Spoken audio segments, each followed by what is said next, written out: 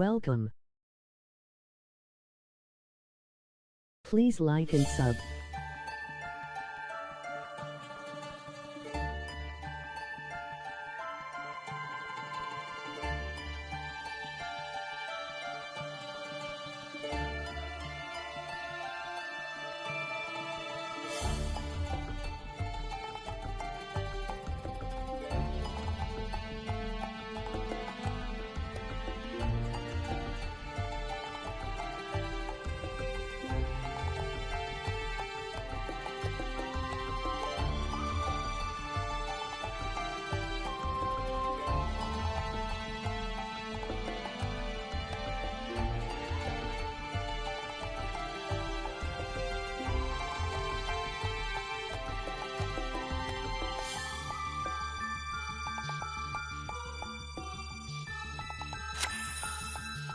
We here.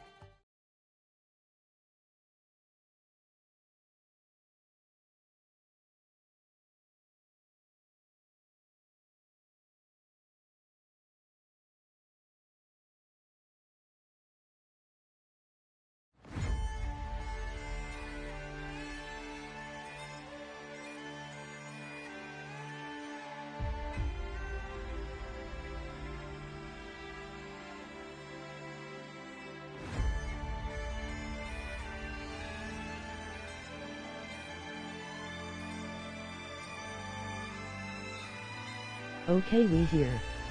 Stream is looking good.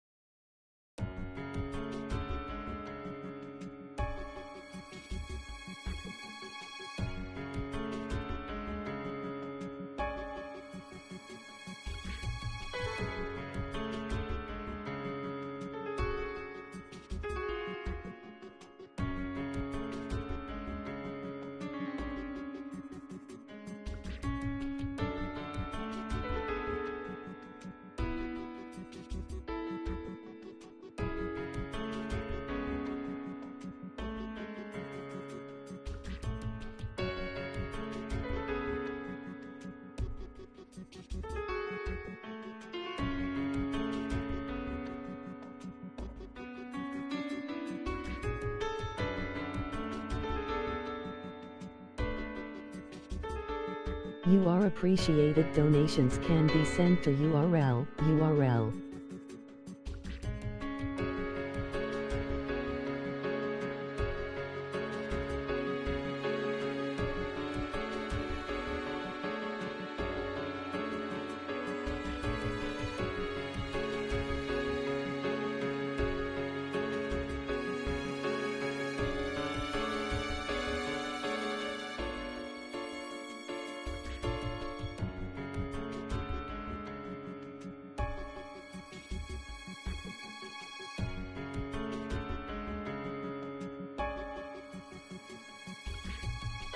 You are appreciated. Donations can be sent to URL PayPal URL.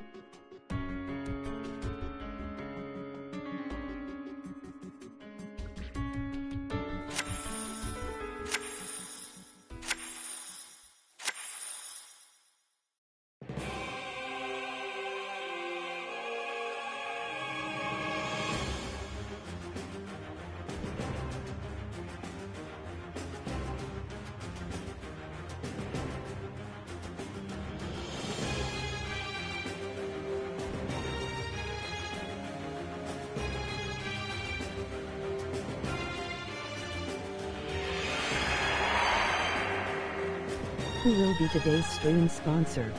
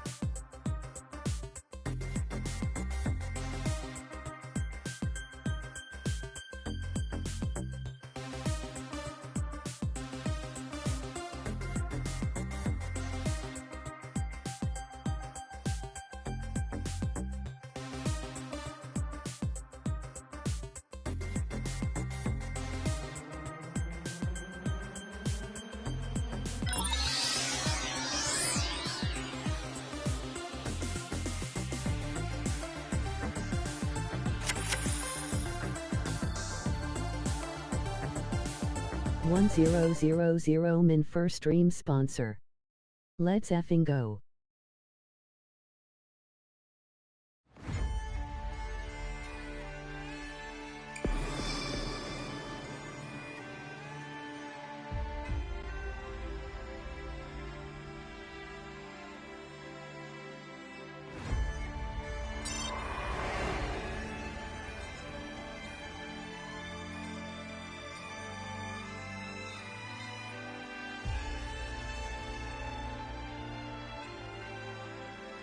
Info in pinned comment.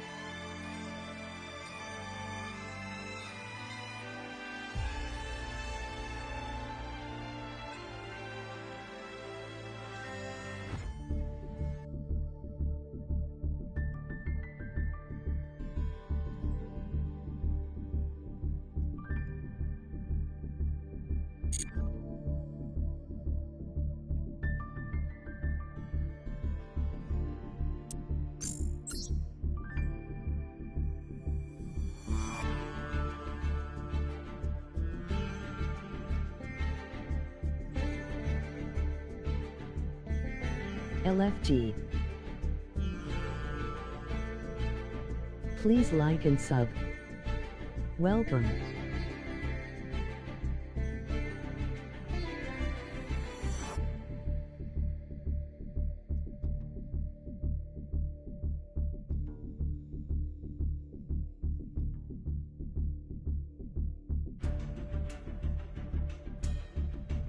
We just hit 1500 subs.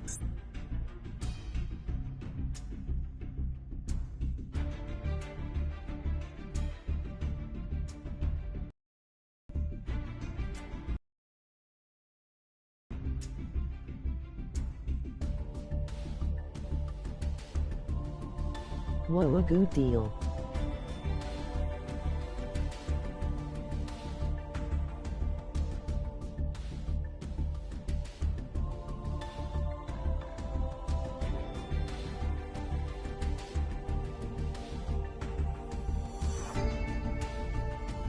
Thanks guys, we made it.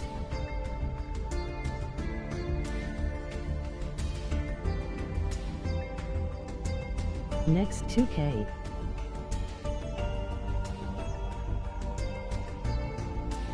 Let's effing go.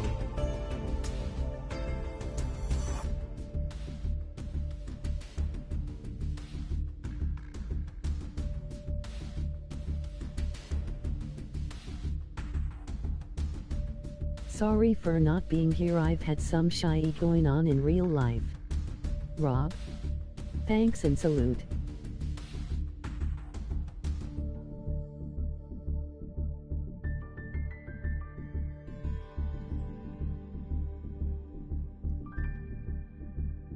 All good.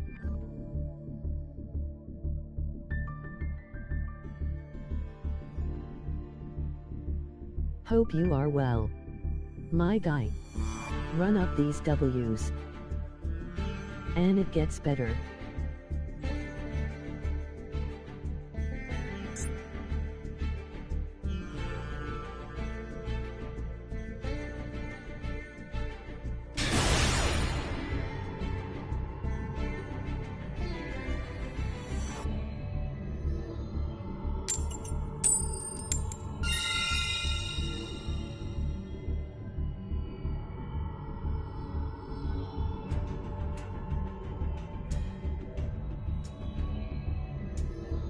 Thank you sir, I appreciate it. Shiny just goes wrong sometimes, gotta keep pushing though.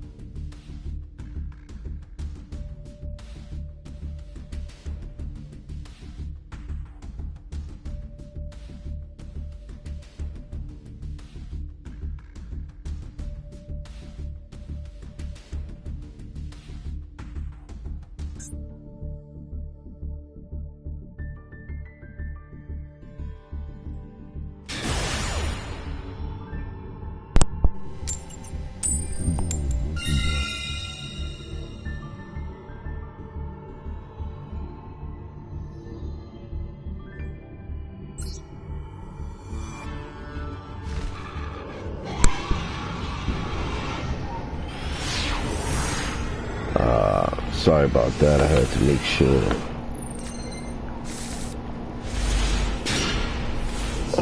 Where we at? Where we at? Hold on 1 second, bro.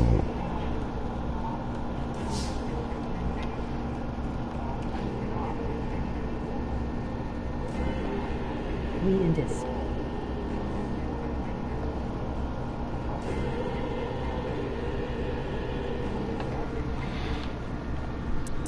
Yeah, man, you know, it happens to the best of us, man. Like, even with,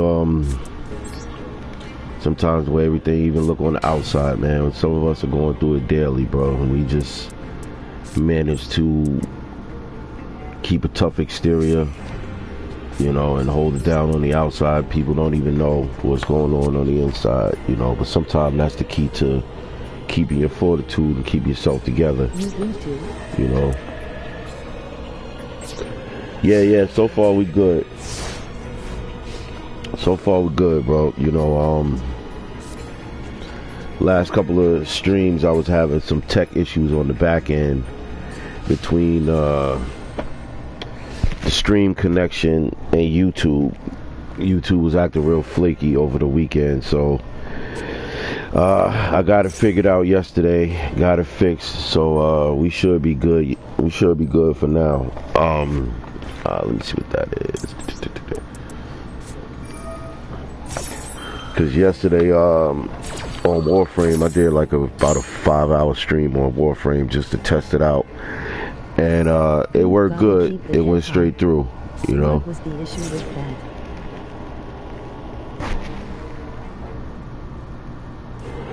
Yeah, I don't know, man. From some of the stories that people say that I've heard, sometimes, you know, especially when you start getting close to the milestones, you know, you get to your 1,500, your 2,000, your 10,000. Sometimes should have slowed you down, or YouTube algorithm will slow you down. I don't know why it happens. They deny it and say that it doesn't happen. I seen some of it with my friend's account. I got you a few new subs. I appreciate that too, man. I appreciate that big time. You know what I'm saying? Definitely. Oh, fuck. Here we go with the bullshit. Yeah, but I noticed that from Thursday to like, I won't even say like, maybe Sunday, it started to slow. Oh boy. Yeah, I think Sunday it started to slow down and got back to normal. But Thursday, Friday, Saturday, I noticed that even when I was doing the live streams, the fishing stream, which I'm gonna try one today, just to test that part out to see if that shit is back to normal.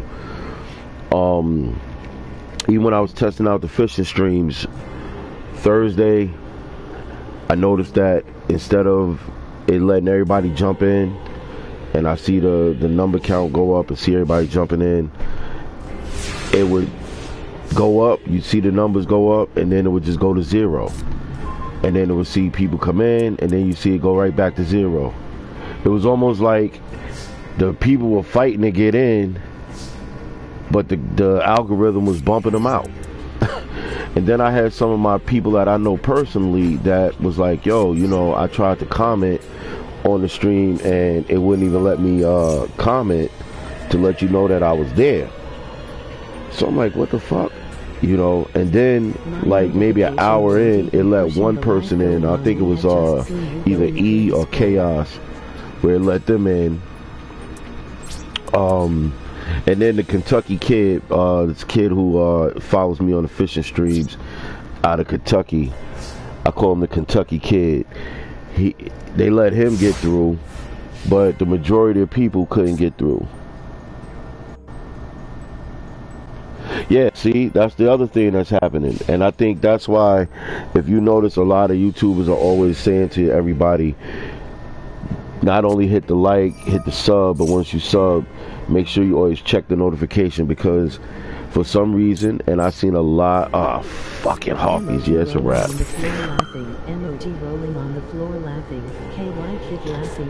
Oh wow, that's what's up. That's what's up.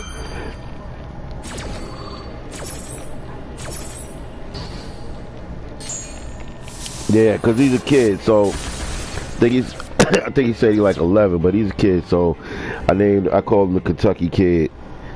But he's a fisherman, a little fisherman, and he's working on starting his YouTube channel. So I told him, you know, I got you, you know, stick in with Big Bro, you know, and we got you over here on this side. Yeah, Yeah. That's happening with a lot of people, and it's happening all across the board. Oh, did he just use royal decree? Good deal, he's on the come up. It's a wrap. It's a wrap. I don't even like to quit. I just let him finish me. Just go ahead and finish me. I wasn't even looking. But yeah, I had that problem Thursday. Then Friday during the daytime. Oh, excuse me. Same thing happened with the Fisher stream. As soon as I put it on, I see people come in. Why did that happen? For I don't understand that. It's some hidden. To me personally, I think it's some hidden shit within YouTube's algorithm that they got coded in the algorithm. I can't prove it, but from what I'm hearing from other people over the years, you know, and like the little hidden secrets with YouTube. Yeah, for real. A certified 304. Facts. You know, but that's what I'm getting, because when I first did the fishing stream, I think it was like 900 on there. Then the second one went up to like 1100. So I'm like, oh shit, this is dope. You know, people jumping in from all over. And then that night when I did the Friday night karaoke stream, that shit was nuts. That shit almost had like that shit almost had like 1,000, you know, and I ran that stream for like 4.5 hours till my phone died. But the numbers on the back end was great. So I'm like, okay, this is cool, I'm on to something. And then I noticed every stream from that one, that would have been litty. Oh, it was lit. Every stream from that one, the numbers just started decreasing. Where before, each stream was going up. Every stream, every next day stream. So like, let's say on Monday it was 450, Tuesday 575, Wednesday 600. Thursday 900, Friday 1100. So I'm watching it peak, and I'm like, okay, we on to something. This shit is going. You feel me? And then that Friday night, that stream went nuts because they let people in from all over the world. It was people from all over the world in the Friday night stream. You know, and a lot of them rocked out for the whole 4 hours. You know, so I'm like, okay, YouTube's letting them in, and they letting them sit in the chat and go crazy because they were going nuts in the chat. So I'm like, okay, that's cool. Then that following week, boom, I noticed, okay, stream's letting a couple of people in, but I'm like, okay, something's acting funny because it's not letting nobody in.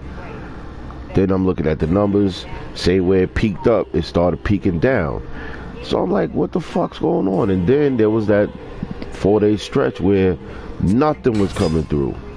Where I'm looking at people coming in and I'm looking at them get bumped out. And I'm like, yo, did I do something to y'all? Like, did I get violated or some shit? Like, what the fuck just happened?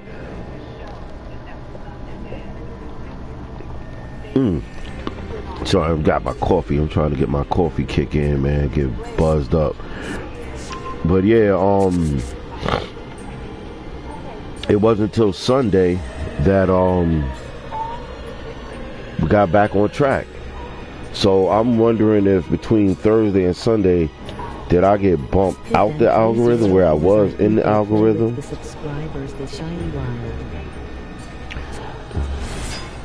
Yeah, for real. I think so, because they be wilding. And it's not just me going through it. It's a lot of channels go through it. Even some of the big channels, they go through it. You know, so I'm just wondering, like, okay, was I in the algorithm comfortably for like a good month, and then I got bumped out, and this is the result of getting bumped out, having to fight back in? You know, did I say something that made the algorithm flag me and push me down or some shit, you know. I couldn't pinpoint it, but like I said, Sunday stream, I noticed that they started letting people back in, because I had my boy and then one of my peoples in B-More, they got in, and then one of the regulars, matter of fact, Chaos. You know Chaos. Chaos is a regular on Yu-Gi-Oh. He's one of my Yu-Gi-Oh mains. He got in, jumped in real quick before he had to go back to work. So my game plan is I'm gonna run the Yu-Gi-Oh. Probably try to do an hour and a half, 2 hours, run this Yu-Gi-Oh. Possibly run the Warframe for like an hour, and then I gotta pack this shit up and ship out to the post office, and then yeah, Chaos is one of the Yu-Gi-Oh mains. He from the Yu-Gi-Oh crew, and yeah, they do be on some weird shit, man. You know, they do be on some weird shit. I can't pinpoint what it is exactly, because from what I even looked it up on YouTube to just see other people say it, like complaints and shit. And oh boy, what is this? Spell card. You control one card.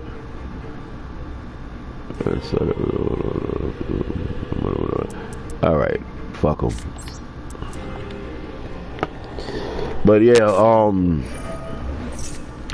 a lot of people say the same thing, that there's some mystery shit that YouTube has set in the algorithm. Like some biscuits.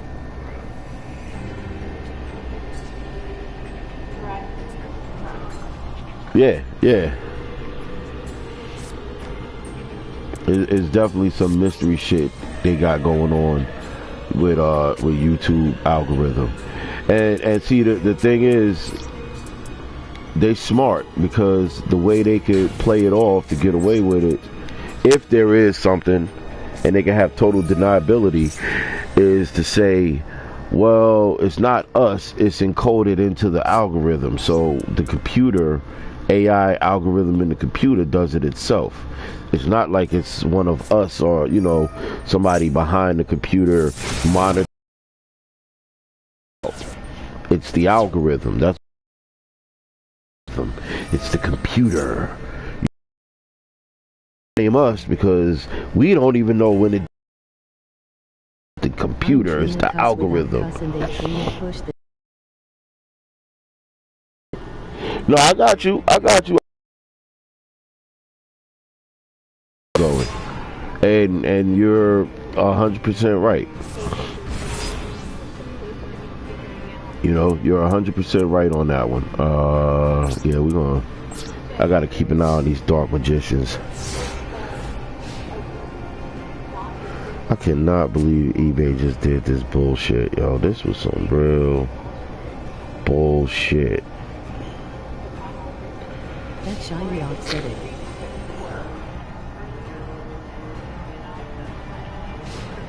For real.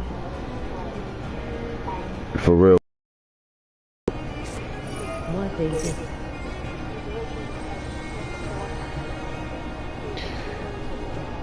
Yo, they're gonna have to give me my money back if I need to find out what the fuck's going on with this package, man.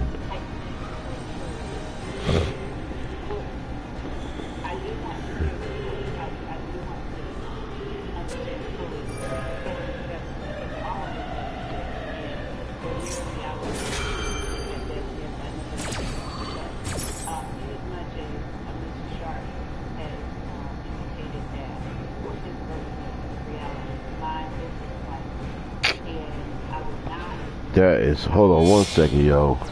I'm trying to check it right now. Nah, cause there was an order that I shipped out to the customer like August 22nd, and I guess cause it was running behind. So the original date was August 24th to the 29th. So that's from the post office saying, hey, we fucked up, shipping's running behind. So that's letting you know that they got it and it's being shipped. So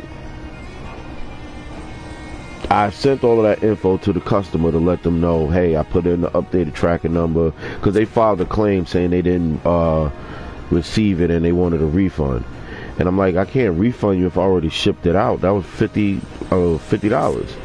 You know, then what? I take a loss on the figure and you still get it, and then you get it for free, and I take the loss, and I take the loss on being able to resell it. At least if it was a regular refund and you send it back to me, I could still sell it to somebody else.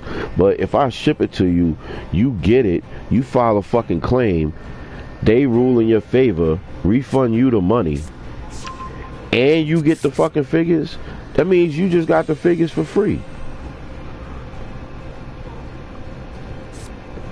Oh, come on, here we go with this shit.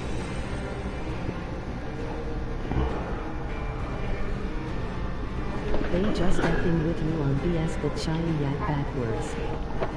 Yeah. Nah, but they got the right one though. They got the right one because trust you me. Hold on one second. As soon as I'm done with this, once I go on the break in between the stream and I got 2 more things I gotta ship out today that sold over the weekend. Soon as I take this break, I'm gonna call them personally, because anytime they fuck up, I don't even do the back and forth email shit, you know. Yeah, me too.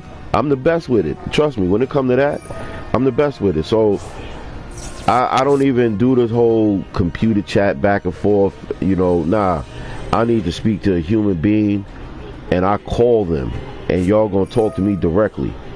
You know what I'm saying? And we gonna go through this. I don't give a fuck if we gotta go all the way up the chain of command. You know, don't tell me you can't do nothing. If you can't do nothing, go get the person above you. You feel me? And if that person say, well, I can't do nothing, you go get the person above you. But I know there's always somebody above somebody. So go get them, and we gonna fix this shit, because I'm not gonna take that hit on that $50 loss. You know, that was just to describe what the sell was, because I sell collectibles, action figures, toys, you know, and anything in that type of world of collectibles. So it was 2 Funko Pop figures. No, that's a chunk of change. You know, yeah, you know, it was 2 Funko Pop figures that I even gave him a deal, sold it to him for $45 for the 2 figures. I wanted $50, but just to get rid of them, because I'm trying to get rid of a lot of shit. So just to get rid of them, I took the deal. I took the $45. Cool. After tax, shipping, and all of that, came with like $50. Cool. Packed them up nice, boxed them up, shipped them out same day. So I know they're shipped. But when I go to the post office today, because I know the girls, I've been dealing with the girls at the post office over a decade. I know them girls. So even if I get something from them saying like, hey, I was here when he gave me this package. This package was given to us. So this package was put in our possession. So you can't say I didn't ship it. You feel me? Nah, yeah, listen, I've had it happen. Yeah, I know. When I get worked up, it really come out, yo.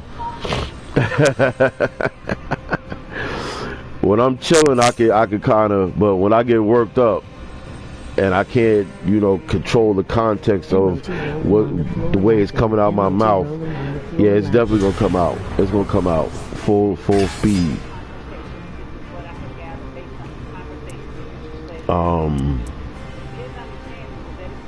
Oh shit. That reminds me of 50. yeah. Because I mean, once we got it, like, and sometimes, you know, most New Yorkers, if you ask them, they don't even realize that they have an accent. They're gonna say that they don't have an accent, you know, and I know I do. But yeah, it really comes out when we get worked up. Just like my Jamaican people, my yacht man. You have some Jamaican friends that when they talking calm, you know, you might hear a little hint of the accent, but yeah, let them get worked up or let them be in a group.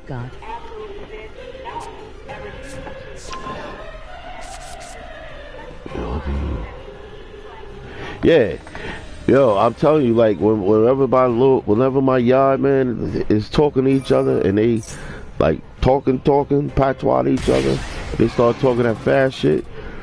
If you ain't hear it for years to be able to understand it, you're not gonna know what the fuck they saying. Like, yeah, man, they were going down the road by the yard and all that.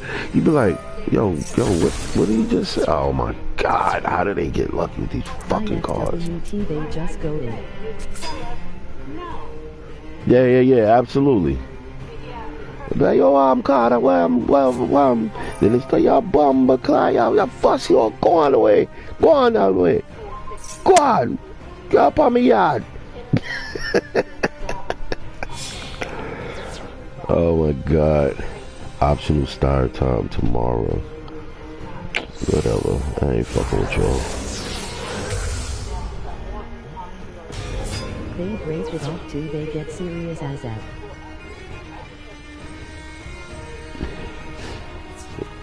They break it off too. They get serious as fuck. Yo, see, now here's the funny thing with that, brother. If you... Oh shit, how did that happen? If you don't know, because there's been plenty of times this happened, I had to tell people, if you don't know, you'll think they about to fight, but they'll just be talking. That'll just be normal talk for them. You know what I mean? But they'll be so worked up and heated with the conversation, you'll really think that they're about, like, two Jamaicans about to scrap, like. But that's how they are when they have a conversation, yo. Your opponent cannot target spells. Cannot target spell trap. Alright, we gotta get that shit out of here, man. Fuck that. They have so much movement, they like some cats when they get wet. Big facts. But like, since I grew up around yard man and Jamaicans since like I was a kid. Cause like even back in the days when we only had a handful of Caribbean families in the neighborhood, on my block we had one or two of them, and it was only like, let's say at that time maybe like no more than 20 families in the neighborhood of like Caribbean people of Caribbean descent. So back then in the days it was like this wild thing, like you hear, oh my God, these motherfuckers. I have nothing but respect for them, they roll loyal. Oh yeah. Oh yeah. You know, it's the same thing like with all of us. Like you'll have some of my yachties that'll say like, you know, they roll loyal, you know what I mean? It's just, you know, back home shit get a little tricky, you know, because you got all these factions and shit that's going on. But that's like any hood in America, you know what I'm saying? Like sometimes you could trust the motherfucker you just met more than the nigga you know since forever. You know what I'm saying? Like, because new people are less likely to test you than a jealous person and a hateful person you've known forever.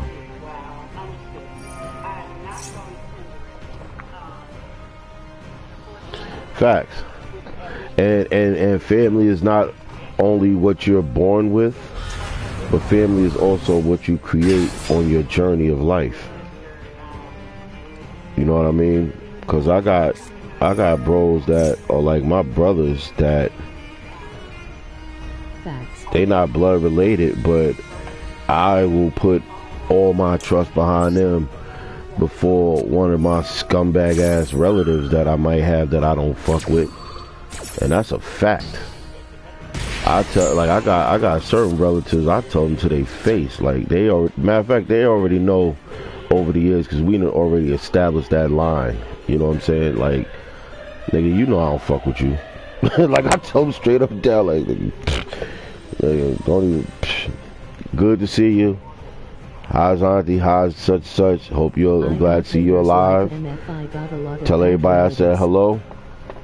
You feel me? But like straight up and down, you know I don't fuck with you. And it's sad though. It's sad because people that know me on cold, people that know me know when they get to that point with me, that means you did something really fucked up. Because I'm not that type of person that I do that to people. I'm more of a, if you balance it out in 100% and split it like 50-50, I'm more of 90-10 of me helping people over 10% of me not trying to fuck with a person. You feel me? Or do a person dirty.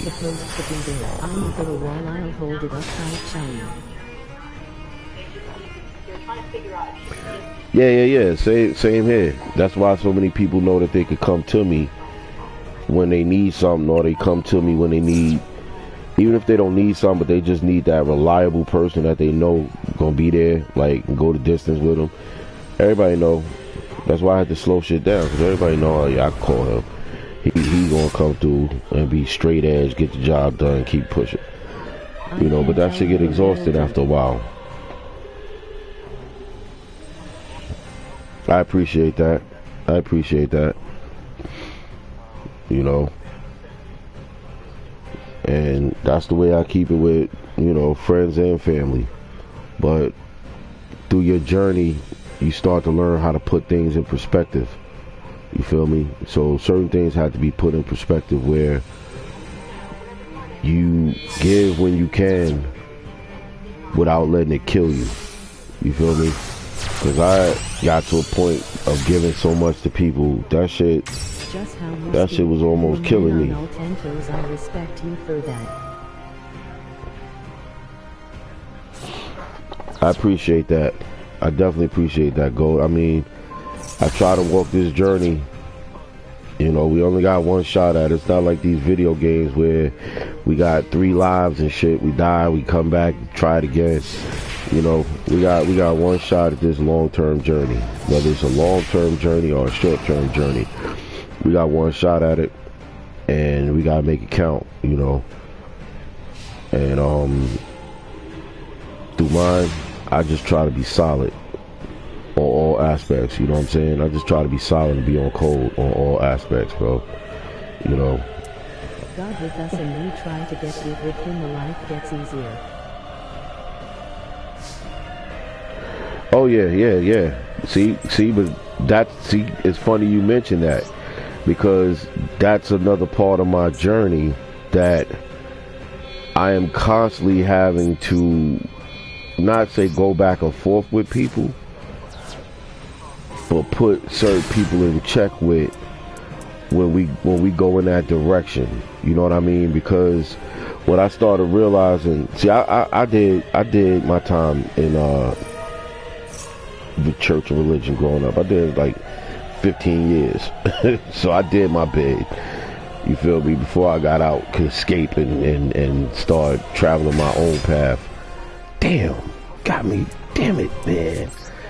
I'm just gonna drop the card. I know it ain't gonna work, but yeah,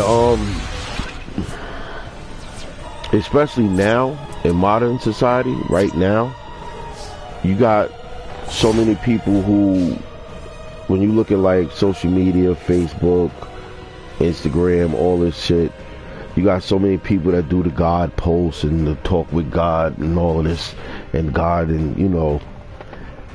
But when you really like look into it, you know what I'm saying? You like, you can't give to a church that just wants shine from you. Oh yeah, absolutely.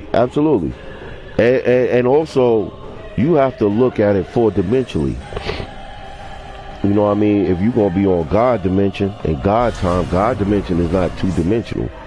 That's man dimension. You know, that's our little minor shit. You know, where we at. Specks in the universe. You feel me? But God dimension is 4-dimension, 5-dimension, 6-dimension. Some dimensions that our human mind can't even perceive. You know, so when people talk that shit, you gotta look at their individuality of how they move as well as just how they speak. Their mouth is the liar. You know what I mean? Sometimes the devil speak through a lot of these motherfuckers' tongue, you know? But when you look at how they move and their virtue of their gestures through life, or their virtues of how they interact with, take care of people, treat people, move with people, touching people. You know, sometimes you don't even have to be around a person that long in order to touch them in a certain way that they walk on with, where you've actually helped them from a 30-second interaction. To me, that's walking with God. You know, more than any goddamn mega church on planet Earth. You know?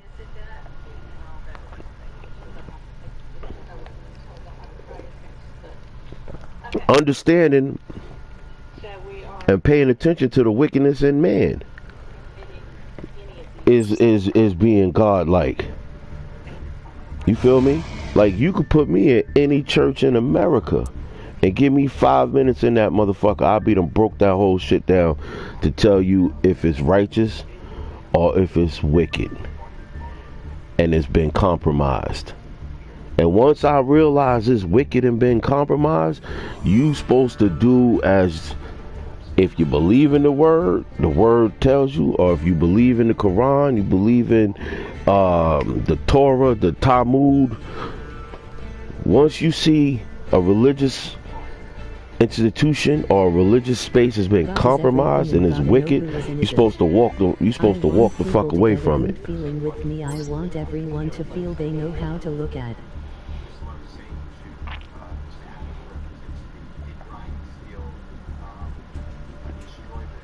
Well, see, that's what I am. You know, that's where I'm at. Everything is about the neutrality of the universe. You can't recognize light without darkness. You can't recognize good without evil. And that's where a lot of these people that are so lost and confused, that's where they fuck up. Because all they want to do is just see the rainbow butterflies aspect of life and not realize the demon around the corner. Whereas you're supposed to be able to realize it, so you know to pay attention to it, so you know how to fight it and know how not to let it affect you and get you. You feel me? That's why I don't fuck with spaces that's been compromised. You know, unless I'm there for a reason. You feel me? Like, if I'm there for a reason and the universe has led me to be there, and I'm looking around and I'm like, oh, I don't rock with none of this shit in here. But then I'm like, okay, the universe put me here for a reason. So let me ride this out a little bit just to figure out what's the reason that the universe put me here. Because I'm here for a reason. Because I'm here knowing I don't rock with none of this shit. I don't give a fuck if it's a space, it's a club, it's an institution, it's a church, it's a group of people, you know, it's a block, it's a neighborhood. I don't give a fuck. If the vibe is like, I know that this ain't my shit, this ain't my shit. But I'm here. There's a reason why I'm here. Because the universe wouldn't have led me to be here. Now I have to sit back and play it and figure it out. You know? And normally... Thank you. I appreciate that. You know, and normally 9 times out of 10 I'm right. Even if it was just for, like I said to you earlier, even if it was just for a 30-second interaction. So me being put in this space for 1 hour, where the universe put me in this space, might have been for me to wait till that last 20 minutes of that hour, and this person walks by me. We have an interaction and a conversation for 30 seconds, and that person walks on with that interaction, and that 30-second interaction changes their life. And then I go on for my journey to the next move to affect the next space. Because that's what it's about. For me, that's what it's about. Affecting spaces. Any space, sorry to sidetrack. Any space because I had this conversation with somebody like about 3 months ago, about 3 or 4 months ago, and I was explaining that to her, like, you know, like, I try my best to affect any space that I'm in, even if it's a temporary space. My goal is to affect it where I can leave a long-term impression on a temporary space. You feel me? Like, that's because I feel that that's a part of our purpose. How do you affect the spaces that you interact in or interact with? Do you help it? Do you hurt it? Do you change it? When you change it, do you change it in a negative or positive perspective? But how do you affect the space that you're in? Or do you affect the space that you're in? Because there's a lot of these motherfucking dead weight niggas that they just there. You know what I'm saying? They don't affect nothing. They just there. And I don't get mad or can't be mad at them, because guess what? So it is meant to be. You feel me? So it is meant to be. So even those people who are in the dead weight space, you feel me? Nah, you good. You good. And I appreciate that comment, bro. But yeah. Nah, you good. You good.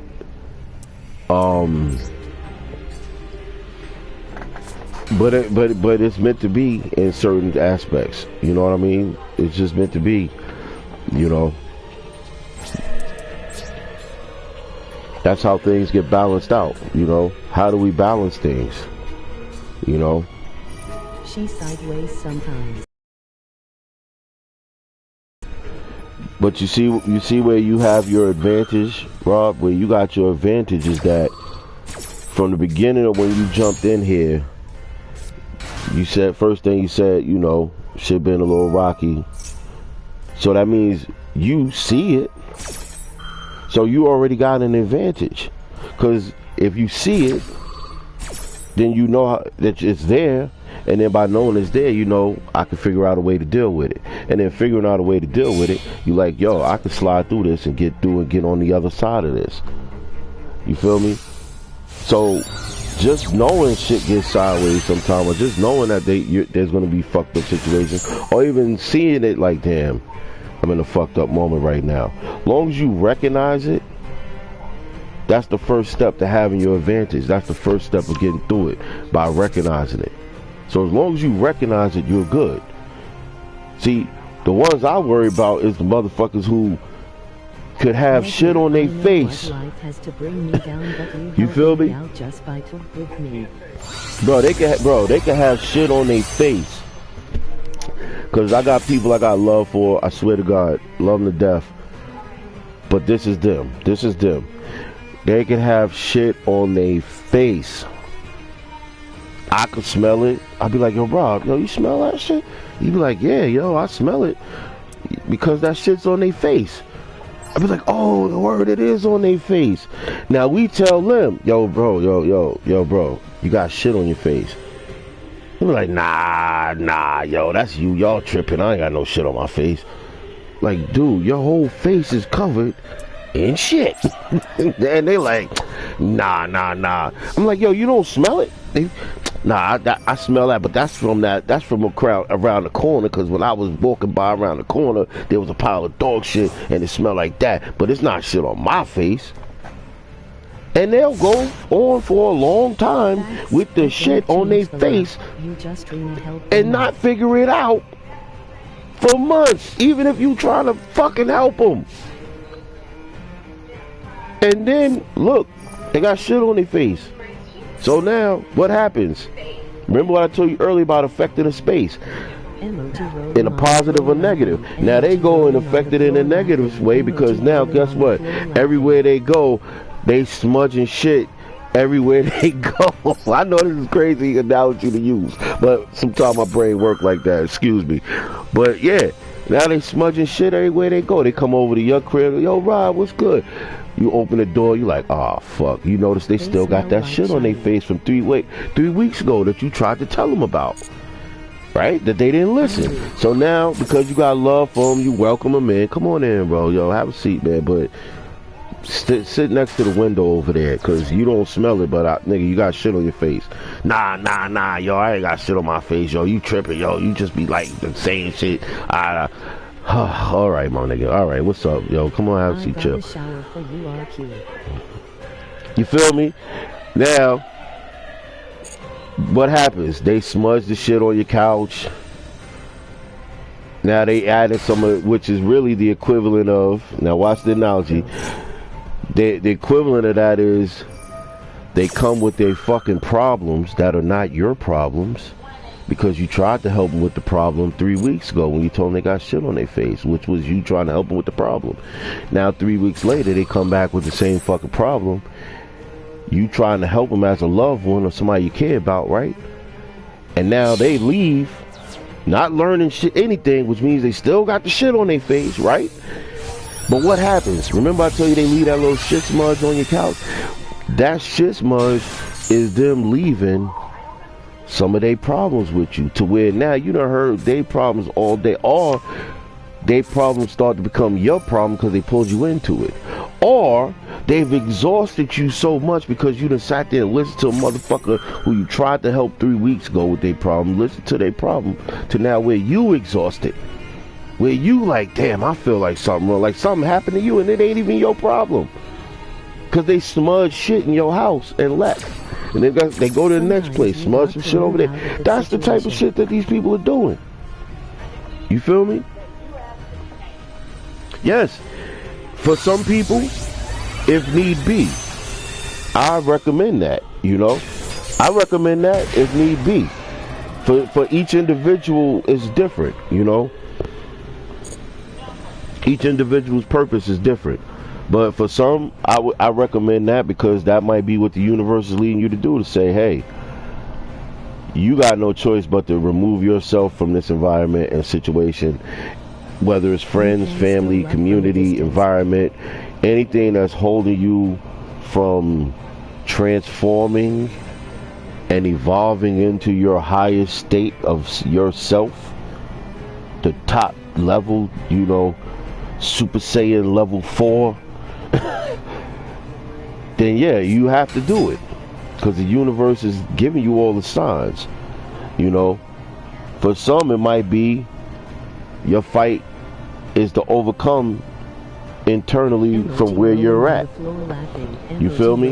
And like me, I'm meant to battle and hold it down so I can help the people who are not fortunate or strong enough to fucking fight themselves and defend themselves, just for a little bit longer before I get out of here and go to my own personal paradise. But I tell people this all the time. Even Jesus had to leave to become Jesus. Figure that one out. I try reading it and I struggle with the chai. I'm trying to get my friends back on the way, you know.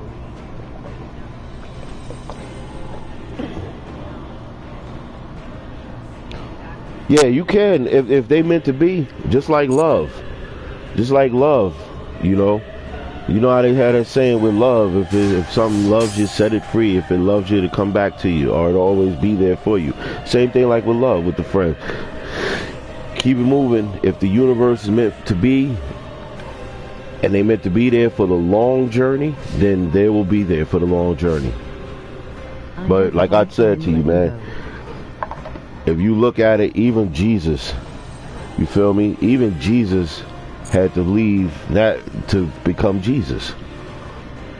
He would have never became Jesus if he stayed home. Figure that one out. We never have the Messiah if he decided to stay around his hometown with the fuck shit and not go and venture out and say, hey, I am great. I am meant to be. I am Super Saiyan level 4,000. Fuck 4. You know what I'm saying? I'm Jesus, nigga. I'm supposed to be up out of here, and you niggas ain't listening. So you know what? I'll holler. I'll be back when I'm the Messiah. and then you niggas would bow and worship me. And look at what happened. I played out. A lot of stuff, man. I wish I would have been around you when I was younger. Yeah, I feel you, bro. I feel you. I appreciate that, man. That feels good to hear that level of appreciation. You feel me? Because again, like I'm telling you now, it's hard to get, and I appreciate when I get it. Because unfortunately, somebody like me, a lot of people that know the jewels I'm giving them, the devil in them will make them hate your jewels than appreciate your jewels. But the funny shit is, I always know that it's on point with it because they always come back to get more. You know what I'm saying?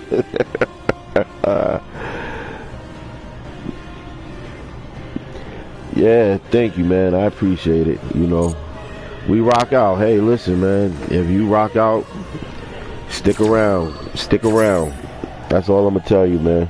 Stick around, cause I got a few directions that I'm going in with this channel, and not just with the channel, but with the channel and people that I interact with through this channel.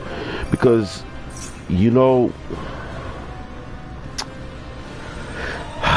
damn, what a time to run out of cigarettes. Cause this is like getting emotional and shit, and I like to have a cigarette while I'm about to say what I'm about to say. But fuck it, I tough it out.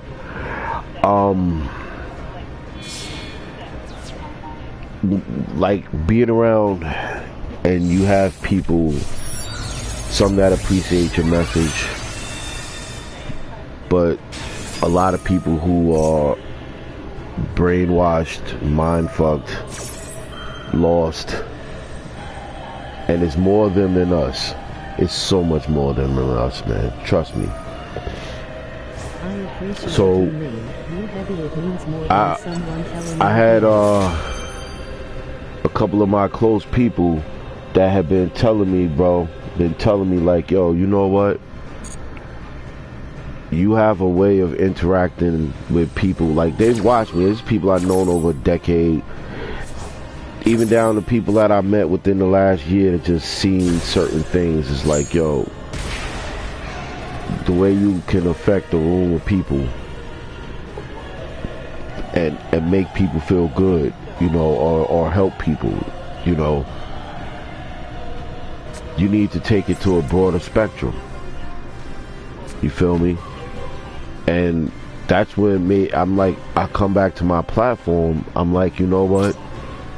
Maybe this is the broader spectrum. Because if y'all rock out with me, I rock out with y'all. We holding each other down. This is taking the message to a global level where I could have talked to a lot of y'all and help a lot of y'all and rock out with a lot of y'all. You know what I'm saying? And as the channel grows, like, I'm not hiding it from y'all. I've been telling y'all this for the last couple of months of everybody that's been rocking out with me, that I'm trying to get my monetization back, because I was monetized and I'm trying to get back, and I'm so close to getting the channel monetized. So if I'm this close, imagine what I could do to reciprocate and help people that's helping me once the channel starts flowing and that YouTube money machine starts rolling in. You feel what I'm saying? Yeah. I did the rap shit, bruh. I did my first show in '94. Word. And then I did freestyles for a couple of years, and then like in the, I say the early 2000s, I started taking it serious, and I created my label. In '98, I created my label, Frontliners Entertainment. Oh shit, you was born when I did my first show? Well, what a world. It's all good. It's all good. The universe brought you here for a reason. You know? But Yeah, 98 I did the paperwork for the label, Frontliners Entertainment. And then like 2000, 2001, I started like really pushing, you know, my music and doing shows and performing all over, you know. So, shit, 2000, then in 2004, 2005 is when I went overseas. But I got footage of me performing overseas. And then I came back, 05, 06, moved back up to New York, started doing the music again, started doing shows, and then I did shows all the way up to like 2012, I think it was. Yeah, the year my daughter was born, 2012 is when I took my little break and took my hiatus, and I think that following year I dropped my last track, my little hiatus track. And then I've been on the low. But, you know, I still try to stay socially relevant because I do be in the social media space. So even though I'm not doing the music right now, I still stay in a lot of spaces to stay, you know, because, you know, the game is about relevancy. You feel me? And I do make sure I keep myself relevant in certain spaces. God damn it. That's 35 right on the dot. Oh. Uh-oh, hold on. So yeah, you know. Emoji rolling on the floor laughing. You a girl, I appreciate that you can have these conversations with me now. You have knowledge I could use. I rapped for a guy. Really? How long that shit took you? Like you said, I rap for a dude in New York. Ask me how long it took to write my freestyle. Seriously? But see, it's so different, like the language and all of that now is so different. Like I said, I still rap. It's no problem. And even like with the newer generation, the younger dudes, just damn, when my little nephew's birthday was August 4th. So that was like the second week of August. We were having like a little outdoor barbecue cookout for my nephew and my dad's birthday. And one of my little brother's friends and his crew makes beats, right? So he was playing the beat for me. And he played a couple of his beats. Then he was like, yo, I started writing too. So he let me hear the shit he's writing. I was like, okay, that's kind of fire, yo. That. I was like, ooh, that second one, that's fire. I like that one. Then there was the third, I think it was the third one he played that was around my type of track. A little dark, tempo was right. And I was like, ooh, play that back again. Then he did his chorus, and he did his first verse, because he only wrote one verse on it. So he did his first verse and his chorus. So I'm listening to it. I'm like, ooh. Like Tech and 9 and 8. Oh yeah. Tech 9 is a legend. Yeah, he's a fucking legend. That's my era. Tech 9 is a legend, yo. Like, and Tech 9 is, you know what? I just seen some new shit with Tech 9 and the Rock Dudes. There's that goth rock band that white kid can rap too. That shit like they like some goth vampire rapper shit. But it was fire. I love that shit. That shit was dope. But he get respect on multi levels because he has managed to make so much fucking money and status and clout and accolades while still remaining independent. Maybe that's who it was. It's some new group too that they were like falling out the sky and shit and yeah, that shit was like, whoever, see, that's the thing, I gotta give this kid credit, man, because I'm looking at this video like, this ain't no low budget video. This is a budget. You know what I'm saying? This ain't no independent budget video. these dudes is doing all type of shit like a superhero. It's like a Marvel movie and shit. Like I said, oh shit, this shit is fire. I love that type of shit. But yeah, man, my little bro was playing the beat. He did his verse, he did the chorus, and I said, yo, play that again. I'm a freestyle song. God damn it, this is the third time I got caught on Harpy on the first turn. Fucking wow. So yeah, you know, he played it, and I can't even tell you what the shit was, because like I said, it was freestyle, but it was right off the dome. And this is what I meant with the language, is that like our freestyles was like right off the dome, but the verse, the way I did it was I played off of his first verse and the chorus and the track, and I rapped. I did like a little scenario rap, like a situation, you know. And even he was like, oh, he was like, bro. I was like, I said, yo, bro, I told you I get busy, man. Like, don't get it twisted. Just because I haven't been doing music, that I can't fucking get busy and rap, you know. But where it touched me was that this is the younger demographic, you know. They all like, my brother's 21, so he's about 21, you know, or 22 at the most. So for the people that say we can't speak to the younger demographic, I challenge that. I say, nah, you wrong. It's just that you motherfuckers don't want to learn how to speak to them. You feel me? Like, they said I'm like the new M. I wanna rap with you so bad. BC, you got bars.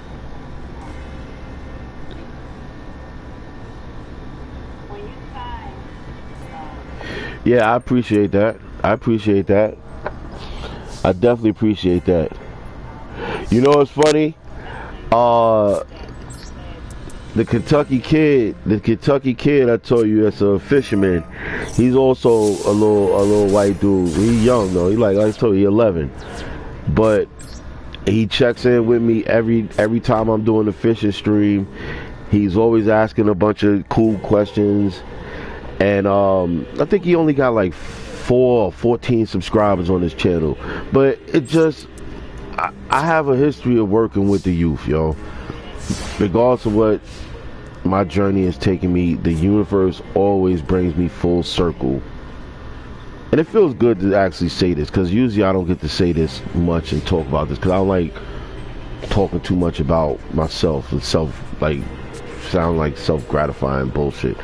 But the universe has always brought me full circle to work with youth. So I always, and it's funny because when I'm in my grumpy mode, sometimes I might not even want to be bothered, but the universe is like, nah, you got a job to do. So here go this bunch of kids, and even though you grumpy as fuck, they still be loving you and still want to be under you 24/7. And I'll just be sitting there like, what is it? I'm not even I'm all grumpy and shit, and they just love grumpy big brother. And for some kids, it's grumpy uncle, you know what I mean? Grumpy big grumpy big homie. But the youth always like generates towards me. And I just said that because the Kentucky kid, when I went to look at his YouTube, and I was like, oh shit, it's a kid.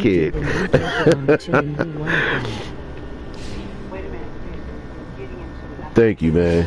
I appreciate that. I said, man, it's a kid. But what touched me is that I'll go and I'll look at his channel, and he is really like doing what he said he wanted to do. Like, it's trying to, you know, do it where you're showing your YouTube stuff. Like, he was, yeah, now see, this might be a Kentucky thing. This might be y'all skill level compared to us dumbass northerners that can't fucking survive their way out of a paper bag. Yo, Rob, real talk. He got a video. I'm gonna see if I can find his channel, because I told him I would plug his channel in the chat. Which I do.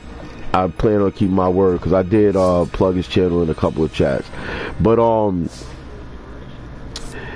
yeah, Yeah, he out in the woods and he's doing a step by step, because it's like a 4-part video of where he is taking like wood and logs and shit and showing you how to build a little makeshift little wood hut.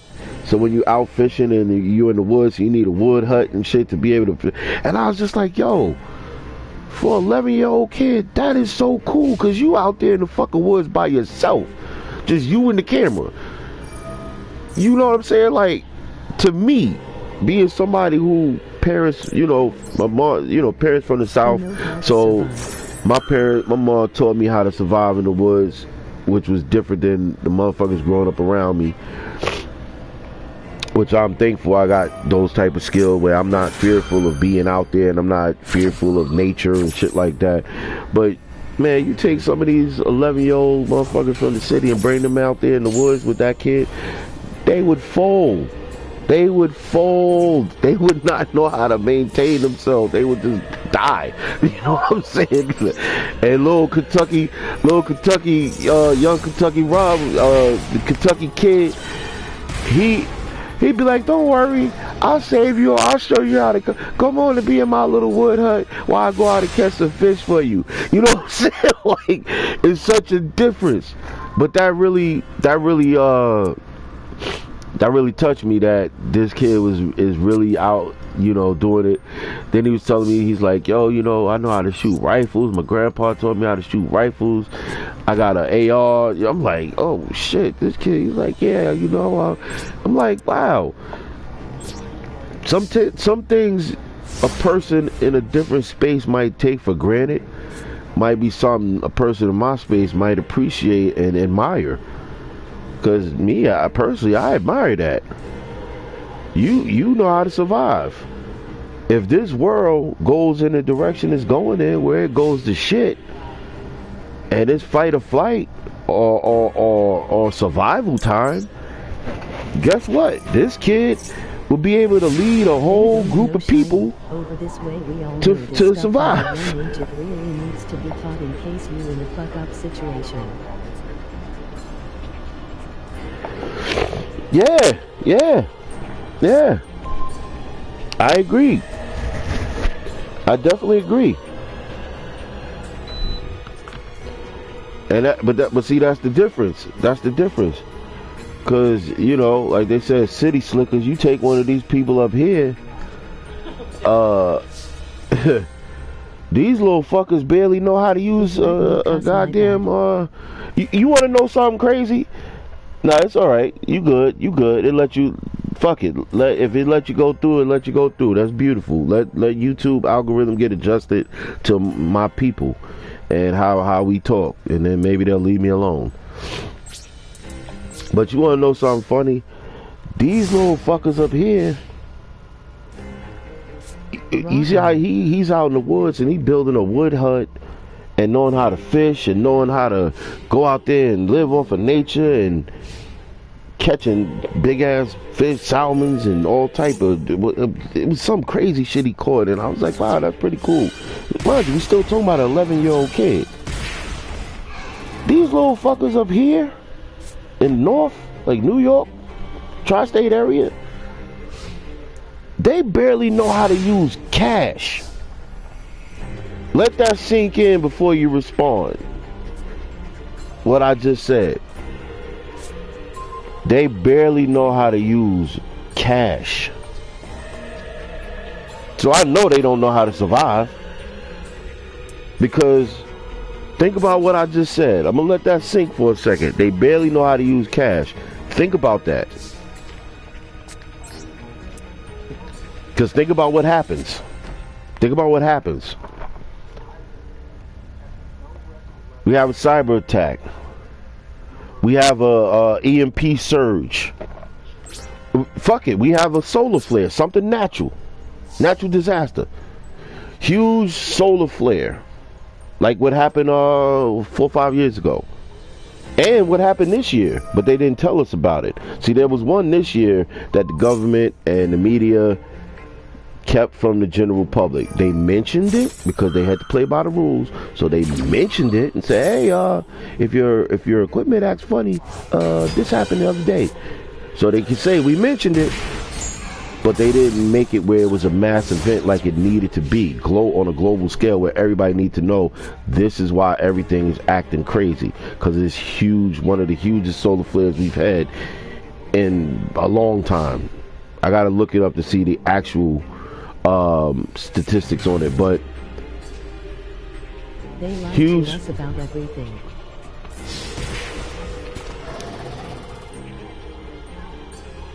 Yeah, now see YouTube, that's funny because I know why too, because the 4-letter word, but I'm letting it through. Let it through. The mods let it through. You good? But the crazy thing is, if we have an EMP, solar flare, cyber attack, cyber hack attack, right? Oh wait, whoa, almost moved too rash on that one. Or maybe not. No, that's too risky. That's risky. I'm gonna go this route. I just noticed how many life points I got left. That would have been too risky. Factly done from top to bottom. Oh yeah. What I was gonna say is that when I said let that sink in and sit there and think about what I meant about these kids up here in the North Tri-State area, California, all these like ultra liberal tech cities. I've been observing these kids, right? And they don't know how to use cash.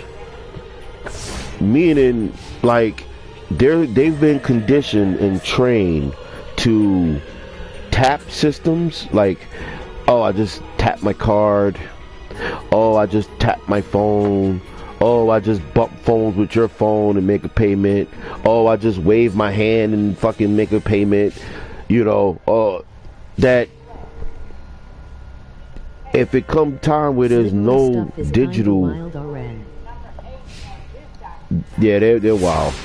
They're wild. That's why they're losing. That's why they're losing dramatically, bros. That's gonna be a whole. Matter of fact, if you're not doing nothing later, you might want to tune in later tonight, because I'll know when I'm done fishing, because I gotta sit here and think on this one, because this might open the door for a lot of different things that I have debates on with people, because I debate a lot with people in real life, not on YouTube just yet, but I'm about to give YouTube this smoke too, because they deserve it.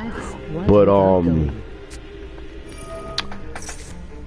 I might do a live coverage of the debate, because I'm gonna make sure. That's why if I do this fishing stream, I want to leave out here early, so by 6-7 o'clock I'm already packed up and done and back at the house, because I know the pre-debate stuff starts at 8, and I think the actual debate starts at 9. I'm not missing this. There's no fucking way on planet Earth I'm gonna miss this. I'm gonna be here for this. I want to see this shit in real time, because I was there to see the Biden meltdown.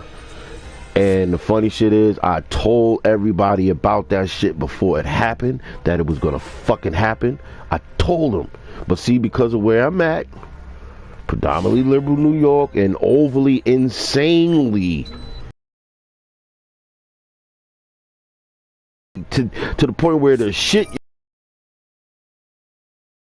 makes no fucking sense.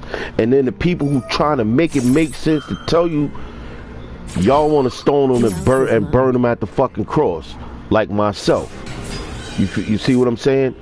That's what I'm saying. I debate with people all the time, because there's a limited perspective of views when you're dealing with these liberal cities, especially New York.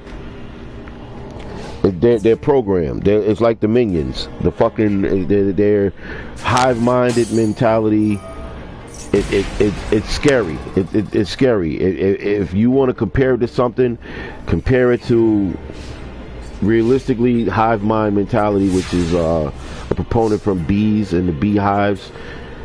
The pod people from the movie Invasion of the Body Snatchers, and not the last one, the Nicole Kidman shit. Please, if you ever find that movie, take it outside and burn it and throw it away and bury it. Not that one. And you don't have to go as far back as the black and white one, even though that's a classic. You don't even have to go that far. You could stay in the middle with the good one, the one from the 70s. That's the best one. So I use that as a reference. So the hive mind, Invasion of the Body Snatchers, and last one, which to me is kind of the most spot on. You crazy. The Minions. When you look at these motherfuckers that are caught into this and their program, look at the Minions and look at them. Even if you go back to the first Minion movie, when they break down the history of the Minions and how long the Minions been around. Remember, the Minions been around since the cave era. But they're a hive-minded species that their main purpose in life is to find the right villain to follow. Now look at these motherfuckers. They can't even think for themselves. Their main purpose in life is to fucking find the right person to follow. And they will follow them over a cliff even if the shit don't make no fucking sense. See, I'm sorry. Now you got me preaching. You got me preaching. My bad. I ain't want to get to that. But yeah, you know, tonight, if I can get the Streamlab thing I've been working on, not Streamlab, StreamYard thing worked on. If I can get that set up a proper way, I'm gonna go ahead and I'm gonna do a live stream of the debate. Because I wanna be there for it. I wanna be there. I don't even care if the numbers are good or not. I don't care what people, you know. I just want to be there. If y'all jump in the chat, speak freely. There's no, you know. Only thing I ask of people is be logical. You know, be logical, be fair. And be objective.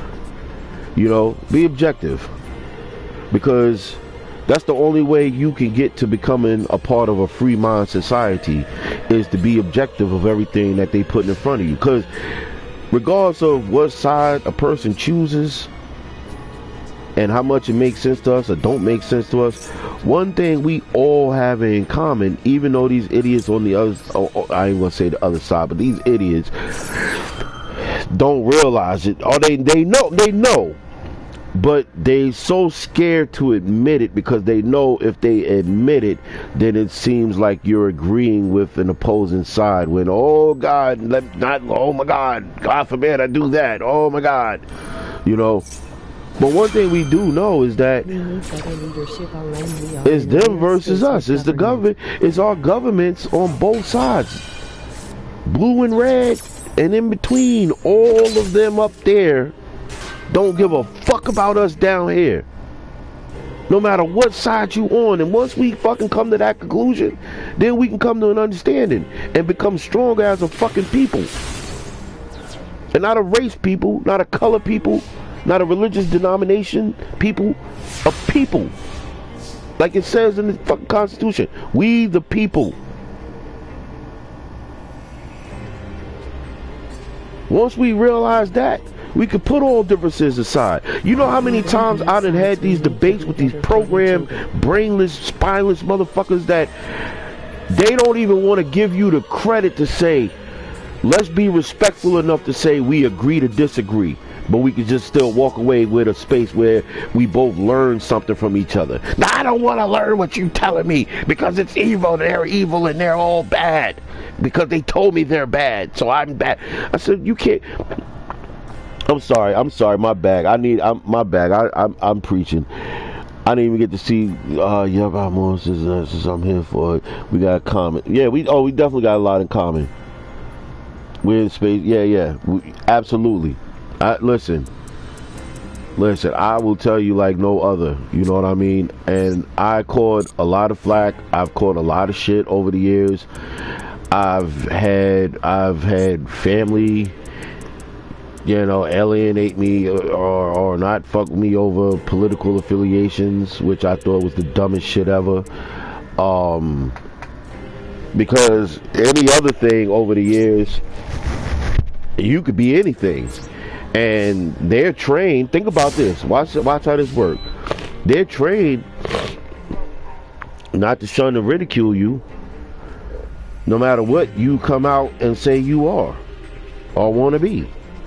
You know? Uh-oh. Y'all, hold on, let me make sure everybody's still there.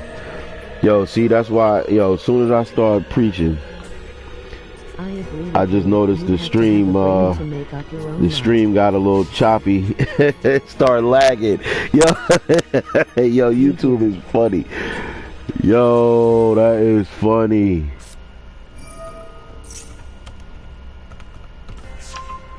That is funny. Soon as I fucking... We hear copy. I just noticed the count went down. Just lost a like. Yo, no they didn't. That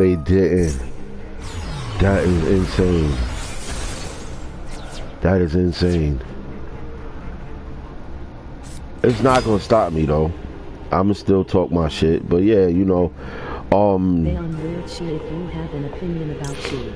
Thank God. I definitely have had all different type of things happen over opinions, and I think that's the dumbest shit ever, especially when it comes to not just friends, but even family. You know what I mean?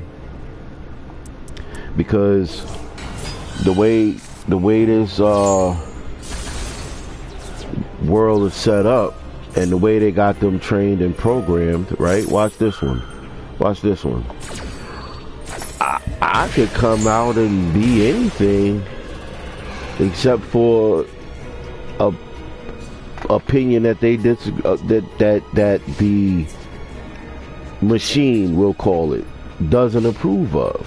Now, if the machine says it's right, and the machine tells its programmed people down below, hey, this is okay, this is right, then they'll go along with it and it's okay. You see? But if the machine says, hey, no, you're not supposed to feel that way, then all of a sudden you're persecuted for feeling some way that goes against what the machine told them they're supposed to feel, or they're supposed to think, or they're supposed to be, or they're supposed to go along with.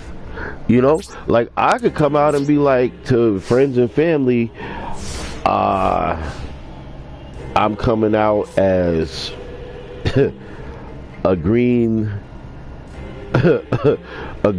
blue she him her that is in love with my pet goat, and we're madly in love with each other. And guess what? Because the machine has told them it's okay, you know what the fuck they'll tell you? Oh, wow, I can't believe it. I'm so happy for you that you came out as a green man, a green purple man that's a she, him, her, that's in love with your pet goat, because it's love. And it's okay because it's love. We're so happy for you. Wow. Congratulations. That got me weird, but it's the truth. But you could say, I'm voting Republican, and maybe I might vote for Trump. What the fuck? Oh, I'm disowning you, you evil son of a bitch. You ain't shit. Your family ain't shit. You the worst shit I ever seen in my life. How dare you, you evil son of a bitch. Yo, I'm just like, whoa. It's like, whoa, hold on. I'm still a green purple man that's a he, she, him, her, that's in love with my goat. 5 minutes ago, you told me it was okay. You said that was nice. Wait a minute, what's going on here? Whoa, whoa, whoa. No, but you said you were him. And they told us that you can't be with him, and you can't be on that side, and you can't be anything except for what they said, and you're an evil piece of shit, and you were going there, and I can't even, I'm disowning you, I don't want to never speak to you again, you're not family no more, whoa, blah, blah, blah, blah. You see what I'm saying? You see what I'm saying? That's my point. Because the machine told them this is how you're supposed to think and feel, and you're supposed to be absolved of any common sense thinking, whether it doesn't make sense to them but it makes sense to you, and you feel it's common sense thinking based off of what I feel. Oh, here we go, here we go. As soon as I said that, look at that, it says the stream's audio bitrate is lower than recommended. Yo, yo, they trying to get me. Yeah, making a sheep. They've been making a sheeple. That's a fact. And now the stream is getting interrupted. We interrupt this broadcast to say you can't have free speech. That's fucking wild, yo. That is wild. Come on, man. Let's get this source revealing light out of here. This guy think I'm not paying attention to the game. I'm still paying attention to you, buddy. Yo, you and me both. And when I have mentioned to y'all that I'm getting my show back together, which is Carter Hates Everything, that's what I mean. Like, that's me in front of the mic doing topics, talking my shit and talking everything you've heard me talk in our conversation today. So if you want an insight or a sneak peek of what the show gonna be like, you just got it. You just got a whole episode of the show today while we playing Yu-Gi-Oh, because that's what the show is gonna consist of. You know, this type of shit. Let's see, how can we get him the fuck out of here? Let's go for it. I know this might be a bad move, but we're gonna go for it. We're gonna go for it. This might do it. Let's play around. Let's play with different strategies. But yeah, man, you know, that's what pains me so much, because like I said, I have family members that during the first election and Trump administration, they were so mad. They ain't speak to me for like 2 years, 3 years. Motherfuckers ain't speak to me. You know, and I had to be very clear. Like, yo, how you, before this election, we were all cool. Tight family members. Everybody was cool. Then now, because of this, you just like, fuck you, I ain't speaking to you. I ain't fucking with you. You at that side. You know how much shit I've heard? You know? And I said, wait a minute. I ain't even saying I'm down. You know what I'm saying? All I'm saying is that I don't fuck with them. I don't like what they stand for. So, what am I supposed to do? And you know what they tell you? You know what these fucking idiots say? Well, go along with it anyway.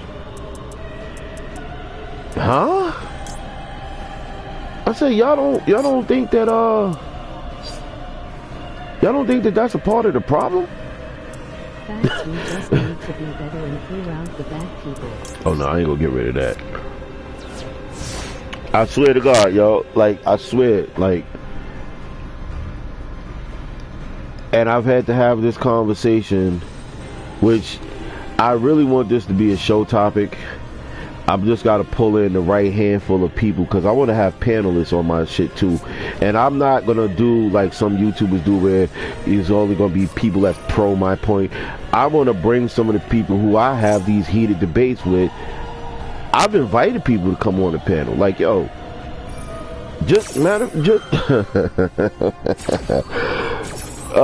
like maybe what was it, like 2 months, 2.5 months ago. I got into it with this dude, one of these pro everybody things, and I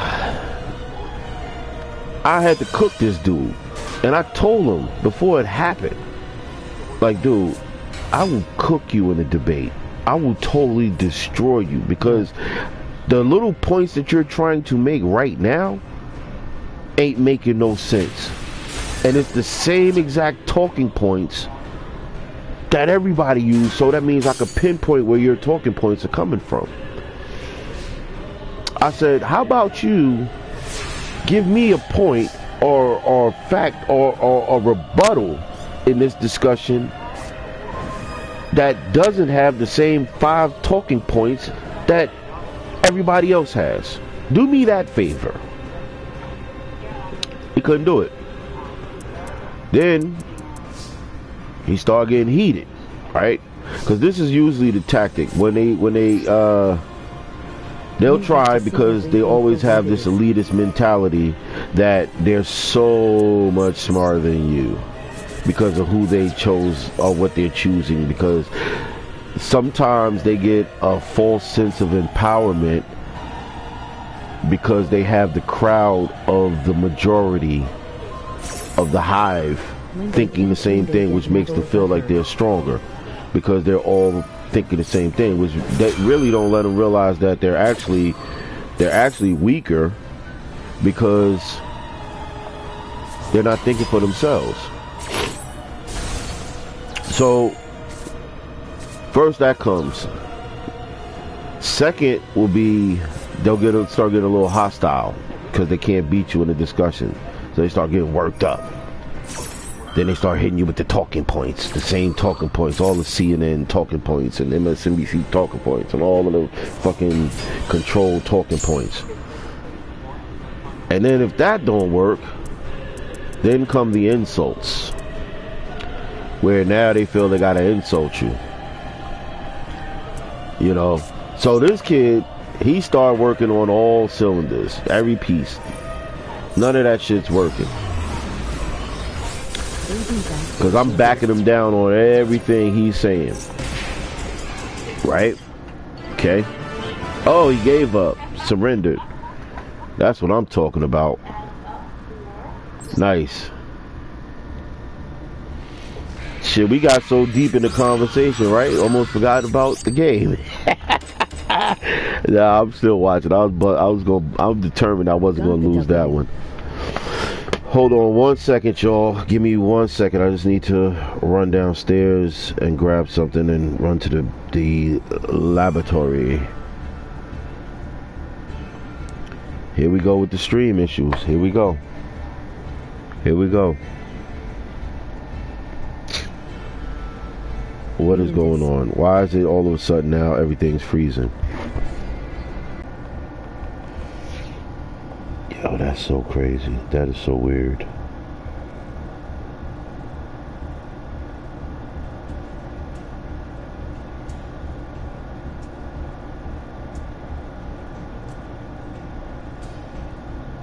That is so weird. They on you ask for keeping things different. Yo, that is so weird. Yo, you know what's so crazy? I'm seeing that coming up on one screen, but on the main screen, it's frozen.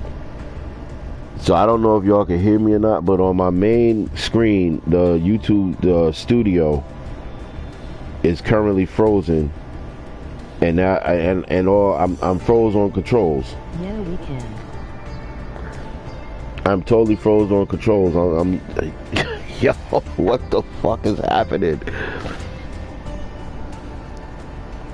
What is happening? WTF.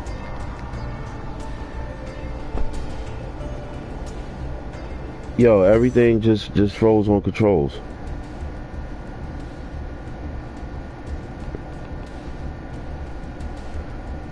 Holy shit. This is weird. This is weird as fuck.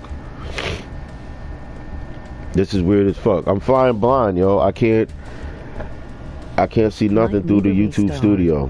I can see you on my other screen on the chat. Rob, I can see you in the chat on the other screen. Let me check it through my phone. Yo, what the fuck is going on? See, I told y'all, man, that algorithm is always watching, man. The algorithm is always watching and monitoring shit. Cause think about it, Rob. How long we been on when we was just talking about life shit, right? We was talking about life shit, everything was cool. We was talking about life shit, life issues, life problems, getting through life, maintaining, maneuvering through life. Cool. Soon as I just took that little left political turn, right? Just a little slight turn. I didn't even go hard. I just took a little turn, just a little off the side road a little bit. And all of a sudden, the whole fucking stream just froze. Yo, and I'm talking about on the back end where I could see the analytics, I could see the stream health, I could see the watch count, like count, I see all of that on the YouTube studio end. Bro, my shit is frozen right now. It's blank frozen, but y'all can still hear me. So that means I know the stream is up because y'all can still hear me. Let me check it from my phone. Ain't frozen, but y'all can still hear me. Okay. So that means I know the stream is up because y'all can still hear me. Let me check it from my phone. Ain't frozen, but y'all can still hear me. Okay. So that means I know the stream is up because y'all can still hear me.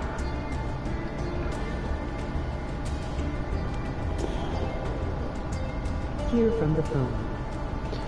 Now you see, I'm sorry about that echo because I had the volume on the phone up. So now I could see it from the phone like y'all could see it, but I'm still frozen on the back end. Yup, no worries. Through the computer. Now the shit is shrinking. What? Yo. What the fuck is going on?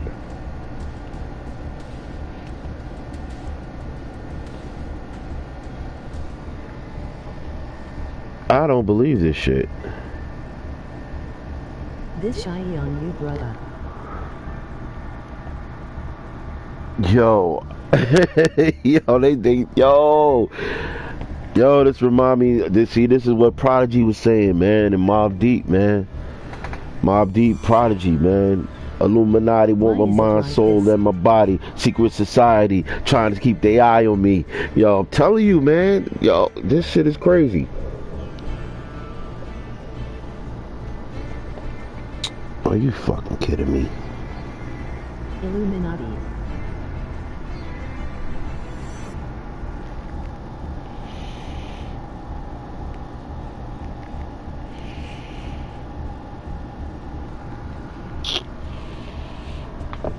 Damn, and that was a good cup of coffee, man. Use of cookies. Wait, what is this? Use of cookies. Learn Conway. I don't know what the fuck that is. I didn't open that. Bosch e-bike. Now something popped up about Bosch e-bike. I didn't open no fucking e-bike tab.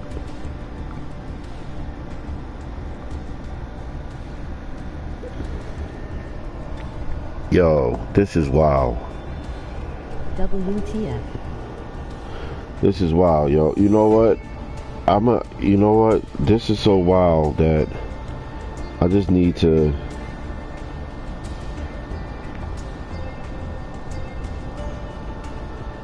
Because I want y'all to be able to see what I'm talking about. Look. I know it's a little misty because I gotta clean my phone lens, but it's all good. Look, total freeze. It's not letting me do nothing. I'm clicking on everything. And it just minimized, look, it just minimized the screen on its own. On its own. Look. Look, I'm clicking on everything and look, it's not letting me, it just all of a sudden happened once I started taking that left turn of the conversation. Pay attention, y'all. I had to record this. That's like some hack sheet. That's what it feel like. Yo, I didn't want to say it because I'm still on the stream, but I swear to God, that's what it feel like. That's exactly what it feel like, because it did not happen until I started taking that left turn in the conversation, and then they like, oh yeah, okay. That's what it seems like.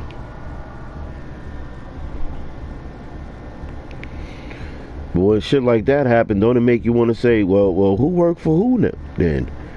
What's going on?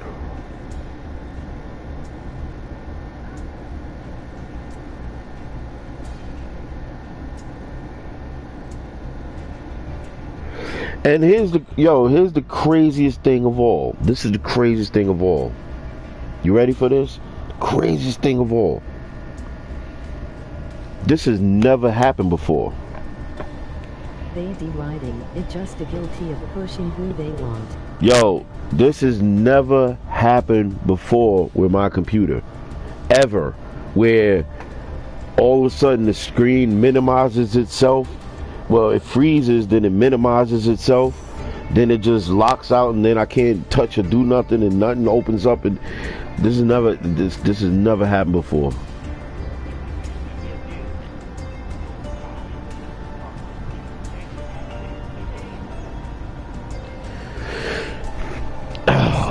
That was weird.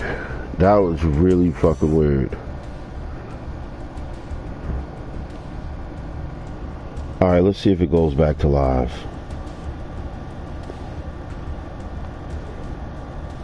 What just happened? You got anything to check? Yeah. Yeah, for real.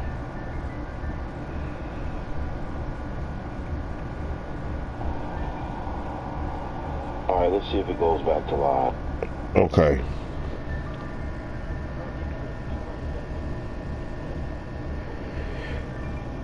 Alright,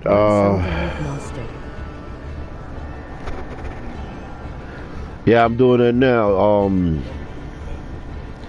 gonna have to do the real part. I'll have to do when I take the break, the in-between break. But alright, so right now it came back up. Hold on, let me try to switch tabs. It's still a little slow on the tab switching.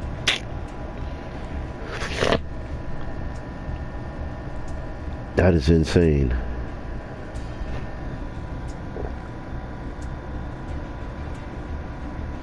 That is insane. You made the sell Horror Express tape, Telly Savalas. And that was quick. I just listed that yesterday. Oh, come on, man. What is going on?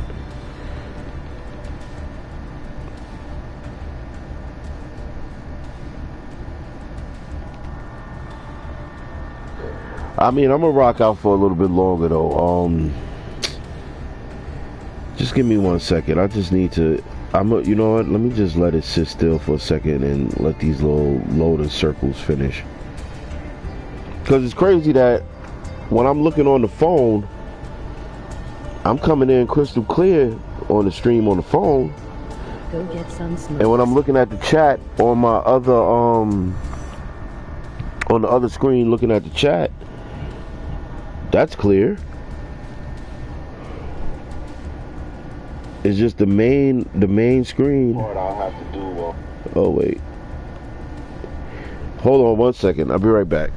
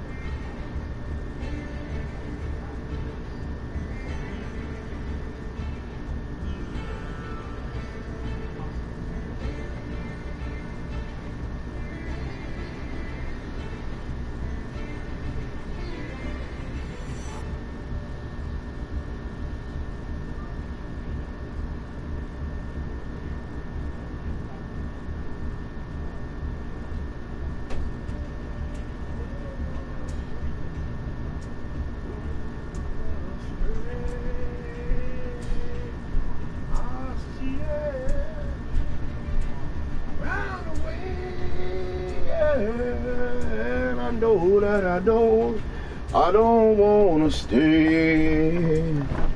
Damn, somebody out there playing one of my Pearl Jam joints. What? Playing one of my Pearl Jam joints. On a piece of, on a pig it all the way. And I know that I don't wanna stay. Oh, Yellow Bed Letter? I think that was the name of it. That was my shit. Yep. Yellow Lead Better. That's my shit, boy. Good old Eddie Vedder, boy. One of the greatest voices in rock history. Him and R.I.P. Chris Cornell, you know. Chris Cornell's in the Guinness Book of World Records because of his rock voice. His rock voice was so fucking powerful. Scientists was trying to figure that shit out. They had scientists like, this dude is... Oh, you play the guitar? What? Yeah, we got a lot in common then. I mean, I don't play the guitar, but I have a guitar. I got a very rare classic guitar that I inherited from my uncle, who was a blues player that used to travel around, you know, with all the blues greats and shit. And he was background blues player. But I inherited his guitar. It's a 72 Fender thin line Telecaster lefty. You can learn. I have a Fender. I play some blues too. I love blues. Yeah, and you know what's so crazy? My uncle, he came from that era where motherfuckers was self-teaching them shits. Nah, real talk. I had it appraised, and when they looked it up, it's one of 7. There's only 7 of them.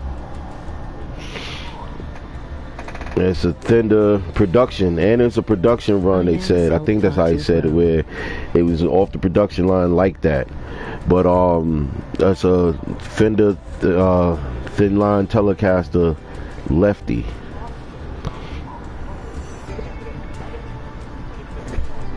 Well, Rob, that shows you that being self-taught can go a long way, because it took my uncle all the way up to playing with the legends, you know,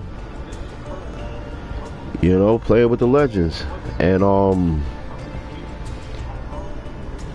it's kind of crazy, you know, because from the story my mother told me is that her father wanted her to learn how to play guitar, because her father played guitar. He was a very skilled guitar player, and he wanted to teach my mother, but it didn't really take with her. And so he picked my mother over my uncle. So that made my uncle more determined to teach himself how to play. And the reason why he played lefty, he played it upside down. So he was one of those rare guitarists that played his guitar opposite of what the side was. So he played it upside down. Hell yeah. What you talk about, Amy? That's my golf crush, man. That's my golf baby mama. You crazy? Man, listen. Amy's voice is incredible. That's my golf baby mama.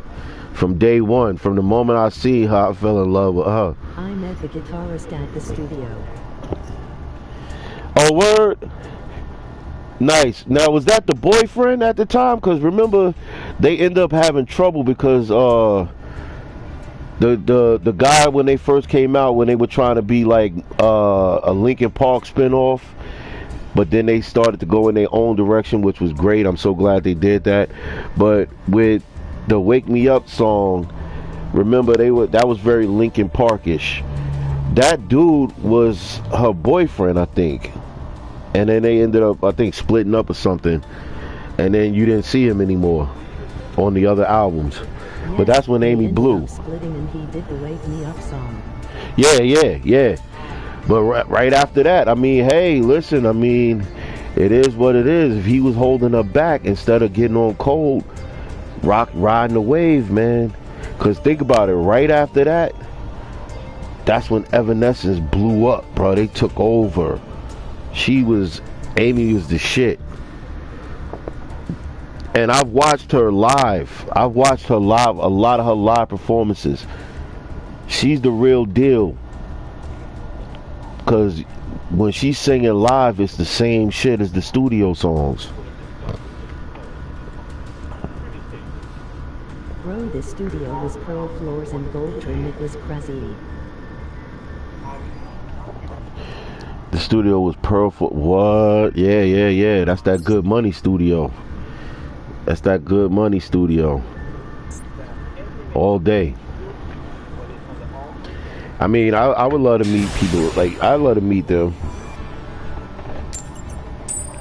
I mean, Amy be it's still my golf girl, so I get a pass for Amy. On my golf side, Amy. On my earth side of earth and chakras is Erykah Badu. And regular women, I don't even know who my regular woman pass would be. Should like it. I'll try to pull some strings, see what I can do. Yeah, that's dope. So he lives in your area?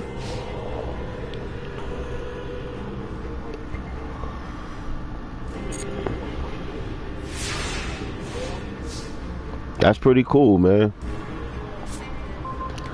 That's pretty cool.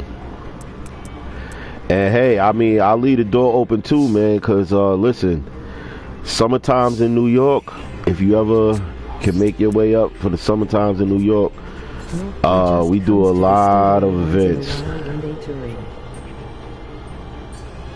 Okay, that's cool. We do a lot of events, and I work in the with the artist stage area and shit, so I'm always like shoulder to shoulder with all of the acts and shit, because usually when we do events, it'll be my team's responsibility to get the acts from their VIP tent to the stage, you know, and get them from the stage and back, and make sure that they stay on time, because you know acts like to go over their time and shit. So our team, that's usually our team's responsibility. I know some metal bands that would love it, and some upcoming rappers. Yo, if you got some bands, yo, we gotta talk then. Cause if you got some bands that can make their way to New York, I got a good spot that I could talk to the owner and maybe line them up to do a show at that spot. And it's a very well-known, like legendary well-known spot. It's in Harlem, but it's a very well-known spot. And hold on, you know what? I'm gonna go with it. You can look it up online too. It's called Shrine. But any type of musical bands, and even some rappers too. I would say rappers somewhat, but more oh shit, he stopped me. Ain't that a bitch? More so like the musical bands, because during the daytime, Shrine does live performances during the daytime. And every day they have a full lineup of music bands that perform there daily, you know, and a lot of indie bands get a good start there. The rappers I know kinda like Dax type music.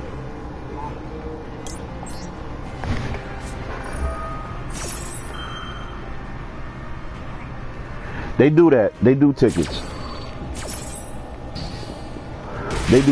I would just have to talk to Abdul, who's the owner, and To my old band then.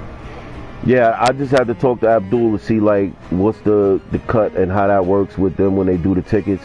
But they have been known to do tickets at the door for certain bands, you know. Especially if it's a band that's got their own bass, where the bass is gonna come, you know. Yeah, that could work. That could definitely work.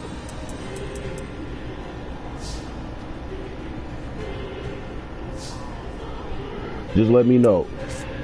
And if you want to look it up online, the spot is called Shrine. By GI OH Monster. Oh, word? Nice. Nice. Nice. I look forward to the day when I get my first sponsorship. I'm trying to negotiate that now with behind the scenes with some people about sponsorship, because what I'm trying to do is, like, I know certain people personally that have businesses, ventures, all this type of shit, that they're not in the YouTube space at all because they're older, but they want to be represented in the YouTube space. So I'm like, listen, we can work something out for a sponsorship, and do it now before the channel pop.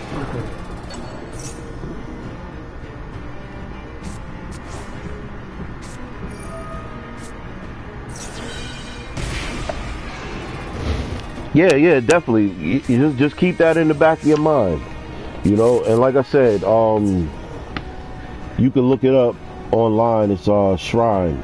It's called Shrine Music Venue. I had actually did a promo. Hold on. Damn, he's really trying to kill me. This motherfucker is really trying to kill me. Cannot be destroyed by opponent card.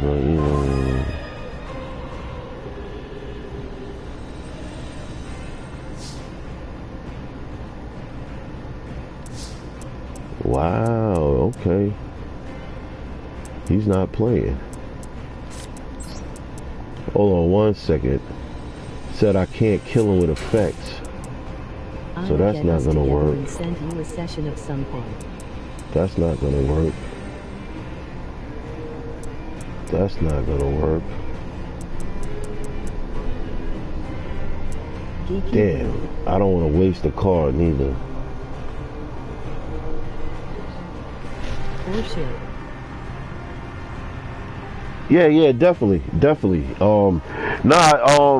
Nah, it says that his cards can't be destroyed by card effects.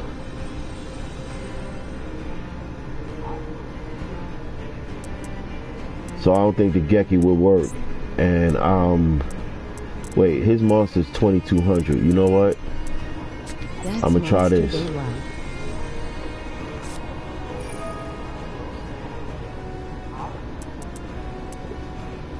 Oh shit, they're not letting me grab the 2500 monster. Ain't that a bitch?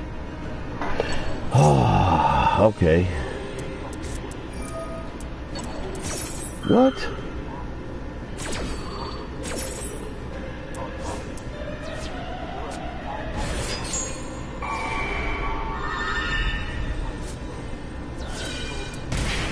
Oh shit. They know how to stop a play.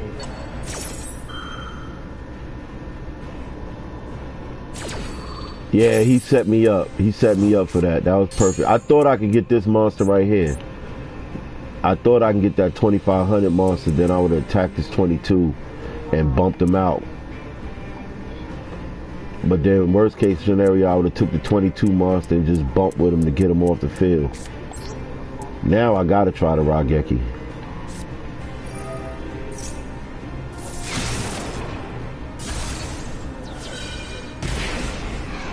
Yep, it's only gonna kill one. Damn. Bro, I got another Wolverine monster with the royal foil. Oh shit, really? Nice. Nice. I gotta go through all my foil cards because I got so many now. I gotta check to see like what I have. I haven't had a chance to do that, to look up like all my foil cards to see like what I have. Okay, I don't know why this shit is acting like this, man. It was like WTF, you got a grip of them, don't you? Yeah, I know. And remember, I'm struggle streaming because even though it's back up, it's still lagging right now because I'm trying to pull up something because I wanted to put it in the chat so you could see it in regards to the spot I was talking about. Because earlier this summer, the spot I'm talking about, Shrine, they had a very famous international artist that came in, and this was actually her first time performing in the United States. So my bro who owned the spot asked me could I put together some YouTube promotion videos for him that he could use and share to promote the show. So I put together some short videos for him. But I'm trying to pull them up, but for this shit still got my computer acting crazy, yo. Like, it's really not letting me switch from tab to tab. This is wild. I might have to reset the whole computer.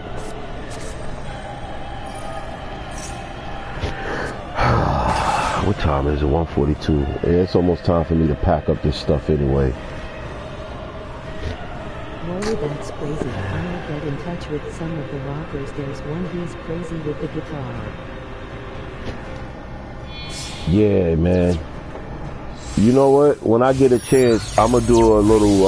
I'm gonna do a little recording of my guitar so you can see it, and I'll post it up as a short on the channel. So next time you in, I'll put the short in the chat, and you can look at it to see the guitar. Let's go. Yeah, I would really, yo, bro, I really would like to do shit now, but I don't know what the fuck's going on with my computer right now. Ever since that conversation, yo, my shit has not been acting right. It's frozen again. I can't even switch from tab to tab. Only reason why I can see what you're saying because I'm looking at the chat on another screen. Uh-oh. Uh-oh. Yo, this has never happened before. Hold on. I gotta record this. Now the whole computer just went black. Look, now it went black, shut down on its own. I'm not even touching it, y'all. Look at this. It went black, it shut down on its own. I'm not even touching it. Not even touching the board, the screen, nothing. And it just blinked black. And everything just went down. All because of one conversation, yo. Y'all need to pay attention. The algorithm is listening.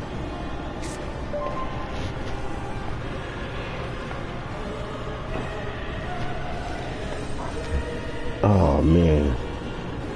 But it didn't affect the stream because it hasn't cut you off. So I guess it means the stream is still up. Okay, Chrome did restore pages.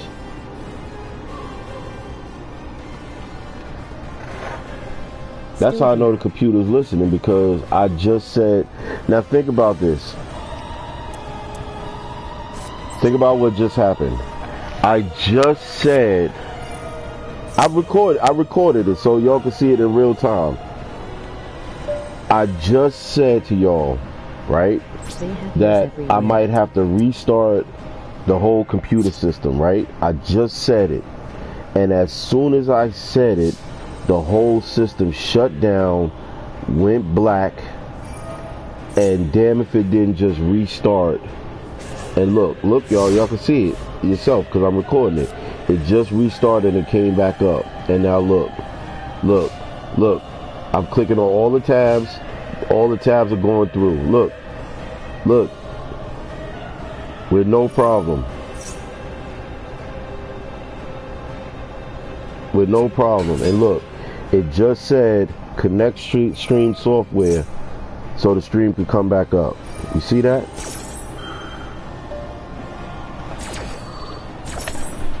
Yo, good thing I'm recording this shit, because if I didn't record it, nobody would believe that that just happened. Yo, as soon as I said it to you, Rob, as soon as I said, yo, I might have to reset the whole computer. That's when the screen went black. Crazy with the BS. It went black. It minimized itself after it went black. Froze for a second. Then it said system restarting. And then my main screen came up. And then all of a sudden it opened up and it said, do you want to restore all the windows? And I hit restore and it opened up all of the tabs back up, and now all the tabs are working and moving fine. All of the tabs are moving fine. If that's not some creepy shit, I don't know what is.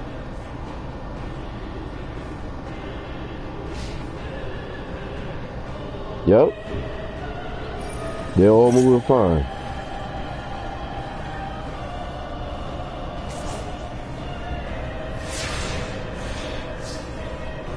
Let me see if this pulls up. Yep.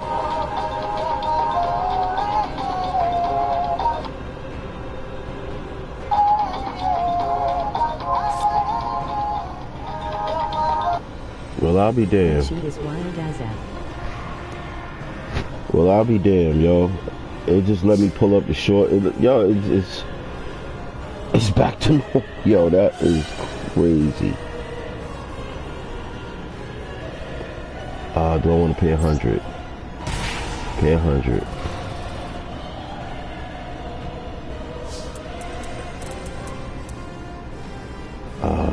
Let's see what's on the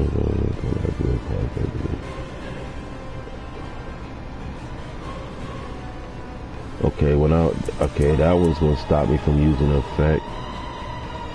This cost us from doing the phase and damage. You can tell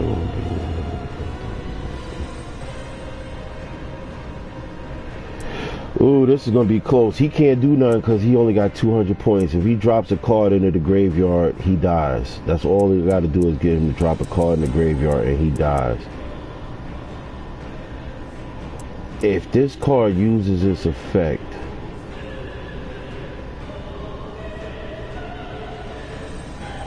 you can banish this card to the end phase, activate one of these effects. Bye, buddy. See, but if he banishes, that's not going to count. I need him to make a monster go to the graveyard, or even a card. If he get one card to go to the graveyard.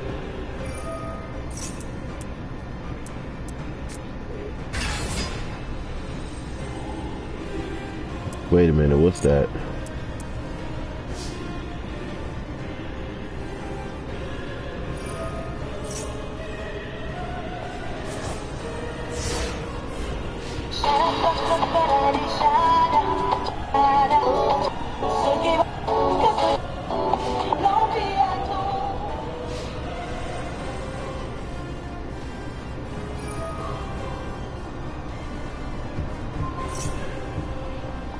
Damn. So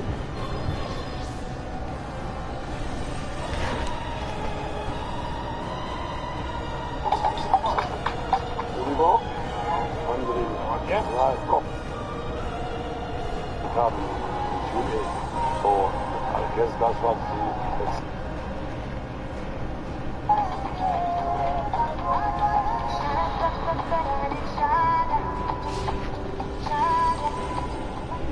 Oh, he can't do nothing.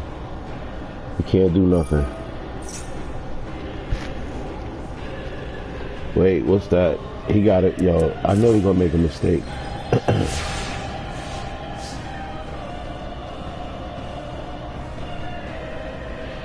Come on.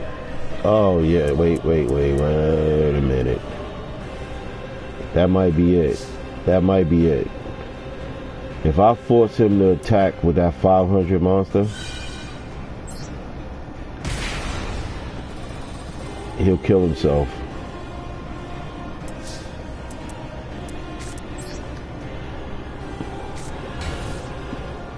Initiated. Yo, you know, this was a while. I'm glad I got all of this shit. I recorded it on the back end with my phone because this was too wild not to document. And B, we got it recorded during the stream with all. Because, Rob, I don't know if you noticed, bro, but all that shit started when we took the left turn with the conversation and it went political. That's when all my shit started blinking out and acting wild and the stream started freezing and then my computer looked like it got hacked. And as soon as we went back to Yu-Gi-Oh shit and normal conversation, everything reset and went back to normal, started working fine. Can't make this shit up, yo. New York. Look, they started going nuts for nothing. Alright, so now that I can get to this, boom, there we go. Get him the fuck out of here. I knew he was gonna do it. It was too tempting to resist. Yeah, they really was coming for your boy. They really was coming for your boy. Yeah, let me put this in the chat. That's a short. That's a short right there. That's the promo I did for this international artist. It was an African artist, an international artist that was coming to New York, well, coming to the U.S. for her first time ever. And my boy who owned the spot that I'm talking about, that you could, that you know, they take independent performers, that was actually recorded in front of the spot, and that's the owner, the guy that you see talking in the different language. But if you look at that short at the very end, it has the spot's info where you can look it up online, the name and location of everything. But that's just an example to show you what type of artists they cater to. They cater to all type of artists, even international, world music, rock music, alternative music, hip hop, soft punk, soft alternative, jazz, bluegrass. I done seen every fucking type of music in this spot, and that's why it's so famous and well known as a performance hub for indie artists to come to when they on their New York tour.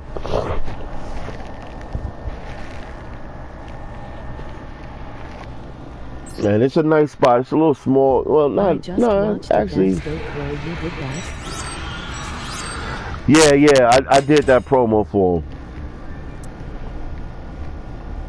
I did about four short clips for him.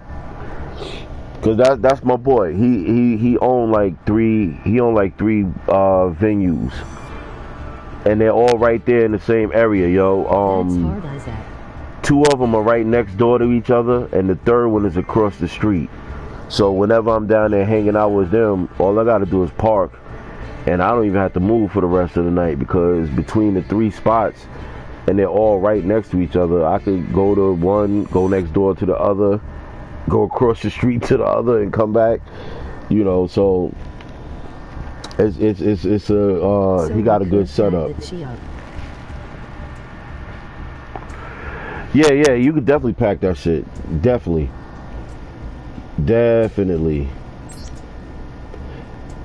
And the cool thing about it is that since y'all or any group that'll be coming will be, you know, basically coming into New York to perform, that means you'll be here for a day or two. So after the performance at that spot Shrine, what they do every night, what they do every night, they have the live music during the day all the way up till about 10:30. I think that's when the last act goes on at like 10:30. But it's daily. Daily they have performances, Monday through Sunday. Every day they got live acts. And then at 12, they clear out the whole floor. They clear out everything, all the seats, and it turns into a dance floor. And then from 12 to 4 in the morning, they bring in a DJ, and it turns into a club. and they rock out till like 4 in the morning. And they do that shit every night. So it's live performances during the day, and it's a club at night. Oh yeah. Oh yeah. And it's pretty cool because, you know, if you're a band and you're in town and you're staying for a day or two, you know, you do your performance, and then after your performance you chill, and then y'all could club out till fucking 5 in the morning and get a full New York experience. Cause that spot get crazy when it turned into a club. It's a whole different experience than than during the daytime when it's live music. It's a totally different experience.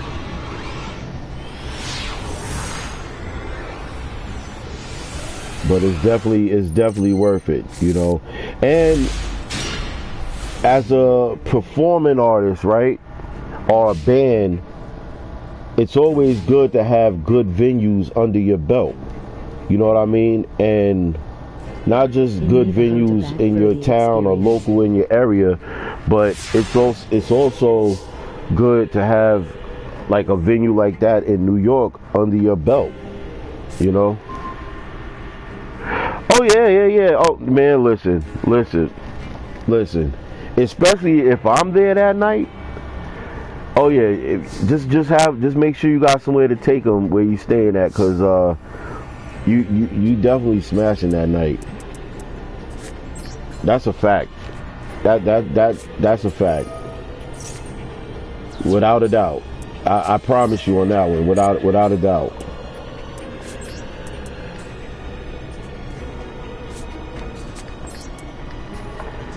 Rob, I swear to God, one thing about that spot, every one of my bros who I brought to that spot on their first time, I haven't struck out yet. Every bro I brought there on their first time ended up pulling something. Word. And for a minute I was 3 for 3, but then my last bro I brought, he pulled her, but he didn't smash that same night. But he pulled her. I think if it wasn't for me, he would have though. I ain't gonna front. If it wasn't for me, I think he would have. But I know this chick, and I'm like, bro, like, I know how my nigga is, and I'm like, dude, you probably gonna end up trying to. Nah, you know it's funny. Nah, you know what it is? When you know your dudes and you know these bros, especially this is a regular. Like, let's say you come up next summer, that same bitch gonna be there, and I might even be like, yeah, you could smash that one. Just be careful, bro. You know what I'm saying? Be careful. She for the streets, so be careful. I don't want you to have no bad stories, because she crazy, but you might be able to get her enough to smash level. I'll say it like that. You know what I'm saying? You might be able to get her to smash level, and then after you smash, she start acting crazy, and then you ready to kick her out. But me personally, because I don't like going through them type of problems and situations, I try to prevent people from going through it. But then I'll be forgetting, like with my boy, he liked the crazy shit. See, that's what I fucked up that night, is that I kept forgetting, like, you know what? We all ain't cut from the same cloth. My boy, he liked that. You know what I'm saying? So he would have been cool with her being batshit crazy when he got her home, or then you got to kick out the car, or you got to do all type. I don't need all that type of shit. I will dismiss a chick in a heartbeat once I start feeling that crazy shit. Like, oh yeah, nah, you ain't gonna be in here where I gotta drag you out my car and do all this shit and make an embarrassment and spectacle of myself for some ass. Absolutely. No, I'm not disagreeing with you there. I'm not disagreeing with you there because I've been in that situation. I'd have been in that situation with even getting them to the telly, smashing, doing all that shit, and then after smashing, then she go into crazy mode. You know what I'm saying? It's like, oh fuck, this bitch is nuts. Here we go. Now you butt naked running around the room nuts. Nah, you never take them home though. Nah, you don't even know. You won't even know what state or town I live in. Not happening. Not happening at all.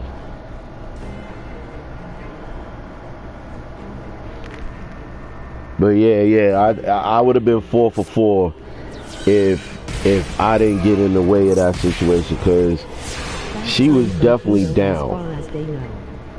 You know what I'm saying? She was definitely down, but I kind of was like on some shit at that moment, like, nah, B, fuck that. Then she tried to get a little sideways with me, and once that happened, it was definitely a wrap. It was like, bitch, I be here all the time. I know you. You know what I'm saying? I know you. You know me. So let's not even sit here and play that game. You know. But yeah, if it wasn't for that, it would have been. I'd be 4 for 4 with that spot. Cause every one of my guys who I brought there for the first time, they end up meeting somebody. And they end up smashing the same night.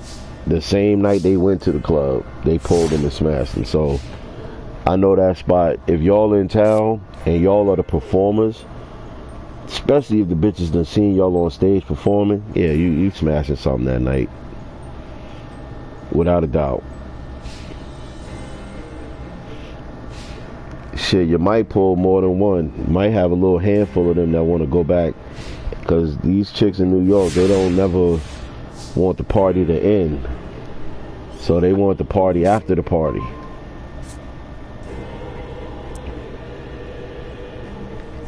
Oh, this might be a quick one right here, yo. This might be a quick one because I think I got him in a lock.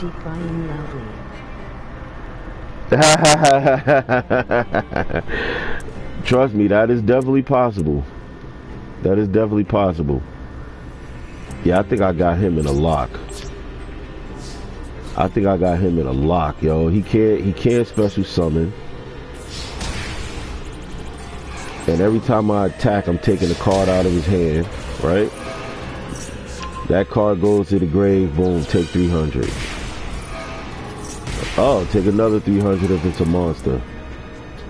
And if it's monsters that special summon out the grave, because this card's on the field, he can't special summon. Yeah, he might be screwed. He might be screwed.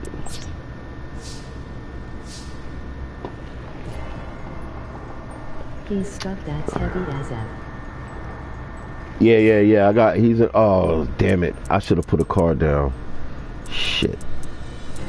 Something told me to set that card down. I wasn't counting. I should have been counting. I meant to set that card I just dropped. I meant to set it down right here. But he can't do nothing. He can't take nothing out the grave. Only thing I was saving right now is if he got like a heavy storm, or if he pulls a harpies. Nope, that wouldn't even save him because he still can't special summon. He would have to normal summon to kill him. Oh yeah, it's a wrap. He's done. He's done. This was damn near a perfect hand. This was a perfect hand. Because I just realized not only do I have him in the lock, but I also pull this card right here on the first hand, which allows me to draw 2 cards. It allows me to every normal draw 2 cards. Yeah, he might be screwed. Let's decrease some of this hand. 1, 2, 3, 4, 5, 6, 7. Yup, that's a right there. I'm gonna let one of these messengers go. That'll bring it down to 6.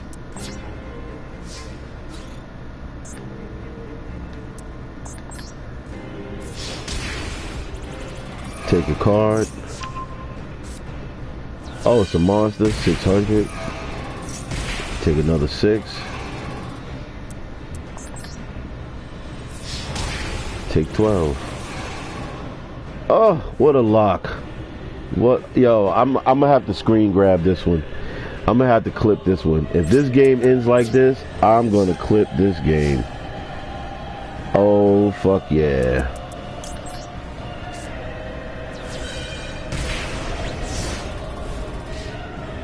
He's about to get it, I'm dead. Yeah, as long as he don't rage quit and just let me beat him. I want to see how this play out before I do it though, but I'm definitely going to clip this one. So I can send it to all the Reddit trolls, because the Reddit trolls be mad when I be sending them clips. I had one that was like, oh, this is the worst thing I've ever seen in my life. And I responded to him like, why? What do you mean? Oh, because it was a burn deck and you burned him to death, and I said, but I won. The whole point of the clip was to show that I won and he rage quit. It didn't matter how you won, but I won.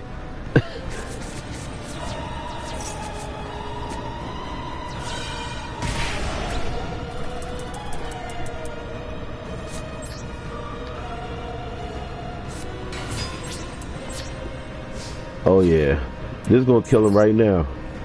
He was the one you beat. MOG rolling on the floor laughing. MOG rolling on the floor laughing. That's funny. He might have been the one I beat. Oh yeah, this is it right there. Go ahead, drop a monster. 600. Woo! Villainous laugh. Cue the villainous laugh. Boom. Yeah, it's definitely big boom on him. I gotta make sure I clip that one perfectly. Hold on.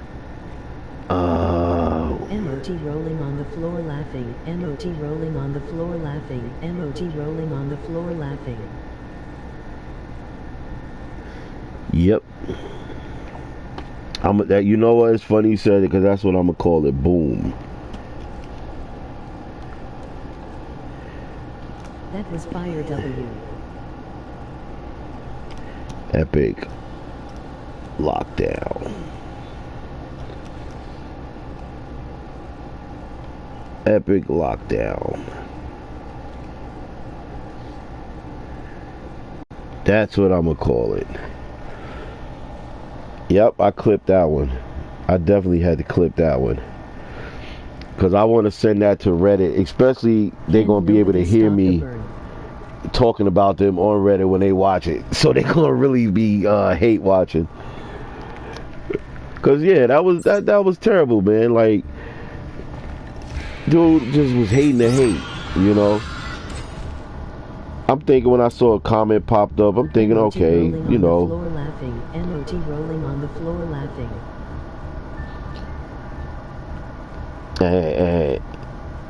Oh, new offer from. Oh no, that's from the seller. I'm definitely gonna have to get on the line with eBay. And yeah, he's been burnt before in multiple ways. Hot crotch. Brought back traumatizing memories and shit because he got hot crotched. He said, Doc, I need some penicillin.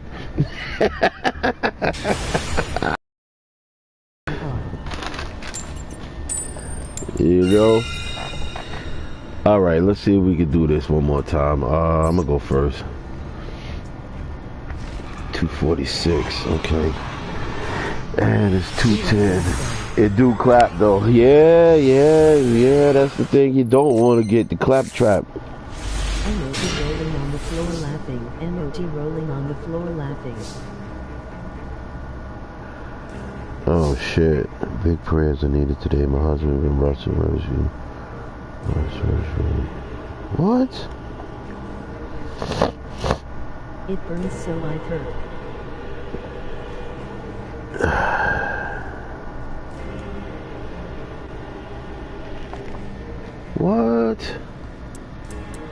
That's not good. Yeah. I can't even say nothing. It does, for those that know.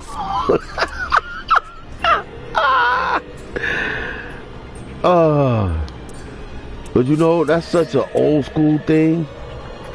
You know, that's such an old school thing that I don't. Does that still even happen now in this new era? Does that still even happen? Cause back in the days, real talk, back in the days, like the 90s, early 90s, like late 80s, early 90s. No. Facts, my brother got it once. Oh, okay.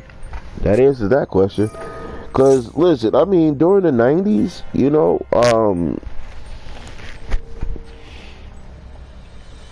it was so, you know, it was so common. It was like motherfuckers even talked about it. Like, oh shit, yo, I smashed this chick and she got me.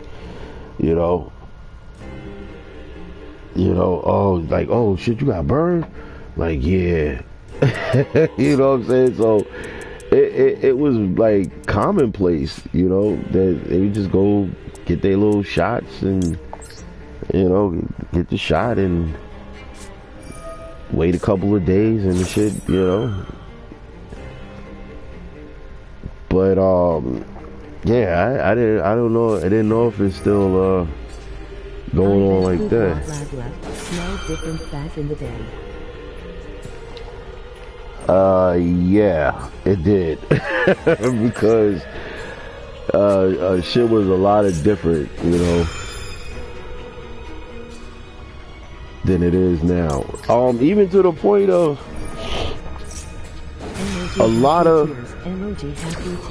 of things that the females could get away with now, as far as the cover-ups that they've invented now, that they have.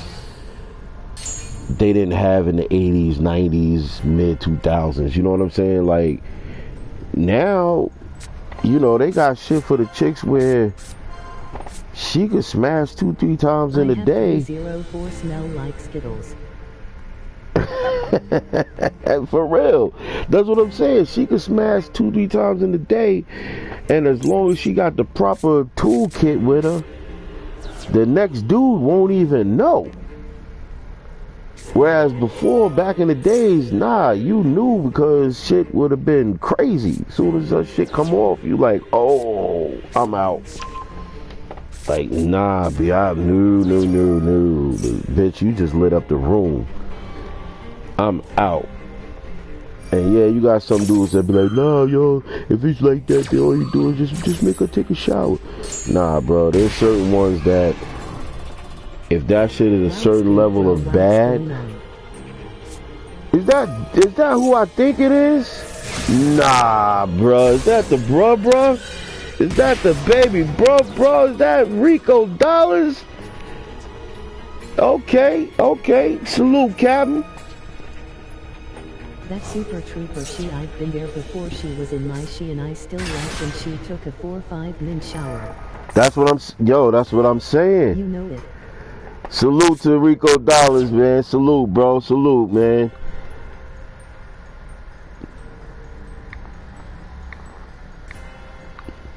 That's fair. Salute.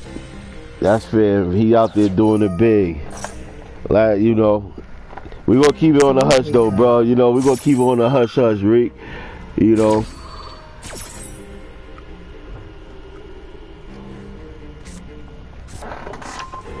Definitely gotta show you love. Salute. I appreciate it, man. Yo, bro, I appreciate it, man. Make sure you tell the fam I said what's up too, man. You know, Mom Dukes and everybody, tell them all I said what's up. We gotta get up, man. I was just telling my boy Rob the Goat, I was just telling him about how them Harlem nights be. Like how some of them city nights be. You know? So if they come up to New York to perform, you know, they're gonna get a taste of the city. Take them out, show them a good time, show them how the city city nightlife is. But yeah, definitely, bro. Thank you for coming through, man.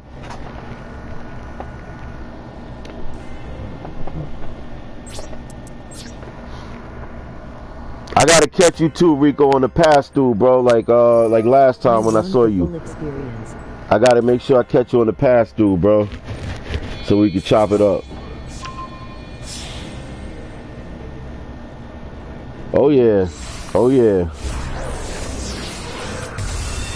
The full experience without the other shit. Coffee. Oh yeah, Rico too, man.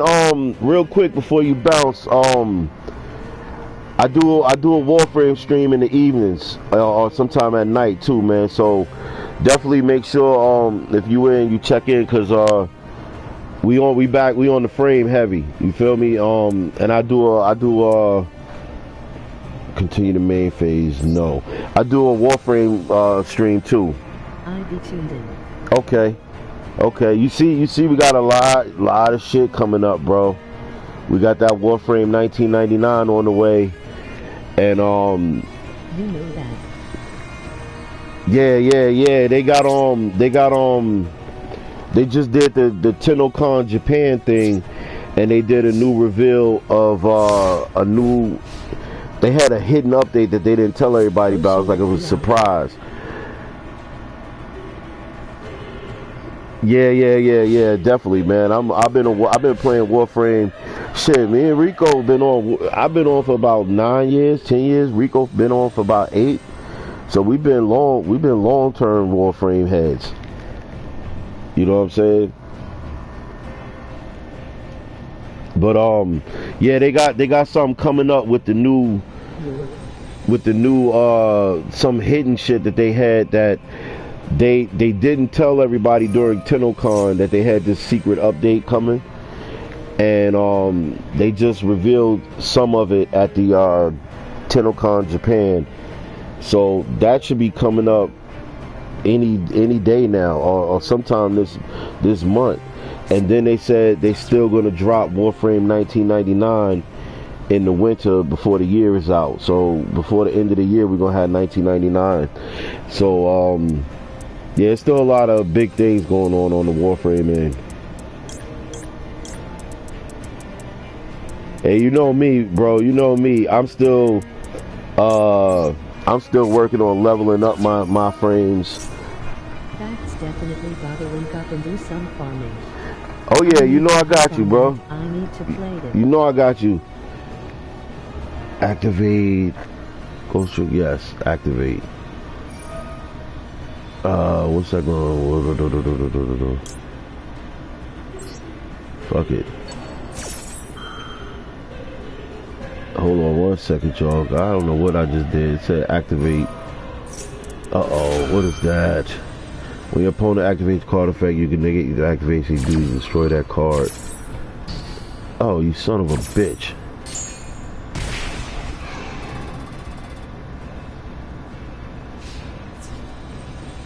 Ain't that a bitch? Oh, tell me this will work. Will this work on them? Activate the card effect. Is that once per turn? Please tell me it's once per turn. Come on. It's an omni-negate per spell and traps. Yeah, I just realized that. He get it one for each. One for monster, spell, and trap. Ain't that a bitch? But he can't stop that. And monsters. Yeah,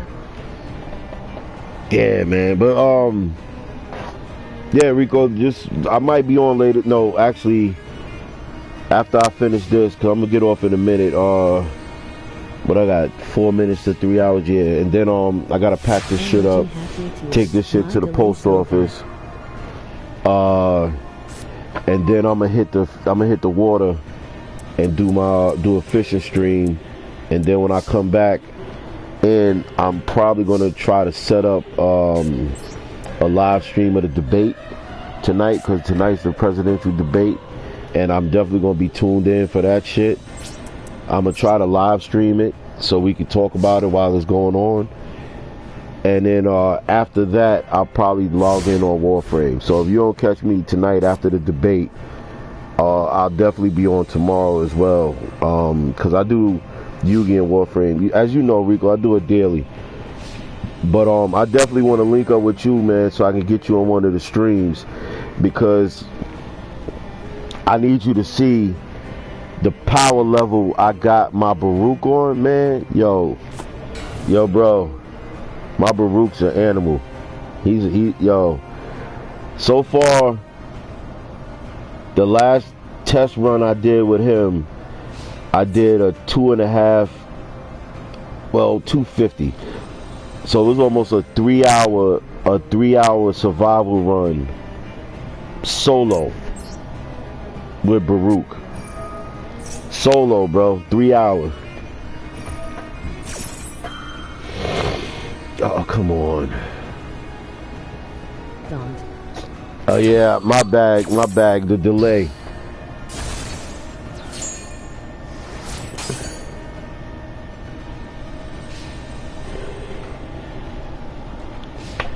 Damn it.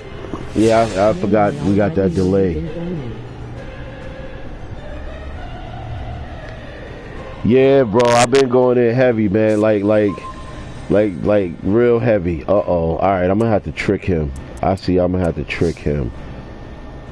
I need 2 cards that could trick him. I need him to fall for 1 magic card and then bust his ass with the other one. So I'm gonna have to take a chance here. Yeah, Rico, He's flat now, it's raw. Yeah, I see. Yeah, man. Like once I did that 3 hour though, man, with Baruch, that shit was crazy, bro. Bro, I got all the way up to where I'm fighting. I think it was like level 300s, and he's just melting them down like it's nothing, bro. He's chopping them down like it's oh shit. Here we go with the bullshit. Like it's nothing. Oh, you gotta take damage on those though. Yeah, take that damage, buddy. Take that damage, buddy. Oh, you gonna stop the other one? Who you gonna stop?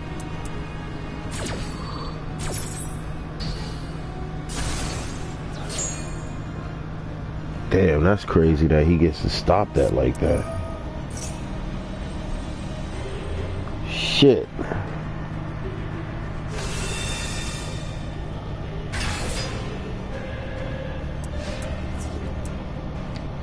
Is this card? Oh, he get to return the monster to the hand. He gets to return the monster to the hand. That means I'm gonna take a hit for. Oh boy.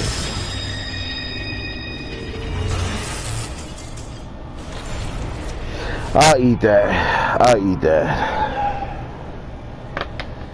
All right, my good people. It's at the 3 hour mark. I gotta roll out. Damn.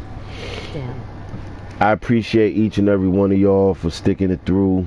I appreciate y'all on the likes. I appreciate y'all on the time spent. I will be back on later tonight for that live stream for the debate. If I can get the Streamlabs up and running the way I want to do it properly, you know, we'll do it. And we'll just talk about it, you know. I'll stay neutral on everything. I ain't gonna clown this chick. I ain't gonna clown him. I'm just gonna stay neutral, but we can watch it. If I can get everything set up by the time I get back in. I will be doing the fishing live stream as soon as I get out of here. So check in with me on that one, because I'm after those, man, listen. When you go live, so you know I am gonna be tuned in. Alright, I appreciate that, Big Rico. And make sure you tell all the fam I said hi. Tell Mom Dukes, you know, love her, give her my love and shit, you know. And tell Big Bro, you know, we gonna chop it up. You know, we gotta get together and chop it up. And with me and you, you know, we 10-0 brothers, you know, we killer space ninjas. So, you know, I'll see you in the field, brother. I'll see you in the field. But yeah, I'm definitely gonna go hit the water for this fishing stream because, man, if y'all saw that last one, bro, that was what, Monday? I was out, no, Sunday. But man, that motherfucker was so big. I hadn't seen one that, because I got tangled twice, lost my hooks back to back, and that kind of fucked me up.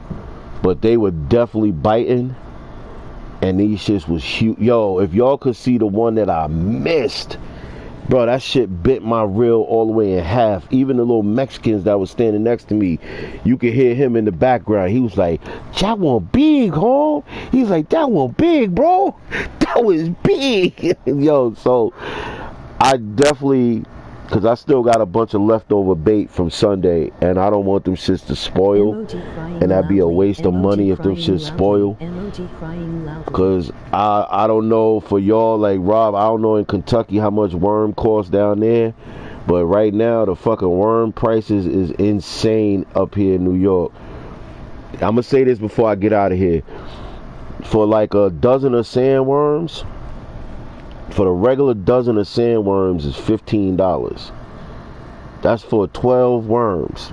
Remember that, for 12 fucking worms, yo. You get $3.40 for 12 worms. What the fuck out? Man, that's some bullshit. Yo, and listen to this. For a dozen of the jumbo sandworms, the big, thick jumbo sandworms, $24 a dozen, man. For fucking worms, yo. $24 a dozen.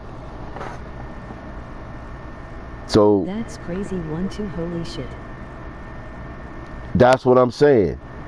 That's what I'm saying. So even for the regular size ones, where it should be $1 a worm, which would be $12 a case, $12 a dozen, they charging $15. It's $15 for a dozen of sandworm, and for the jumbos, it's $24 for fucking 12 worms.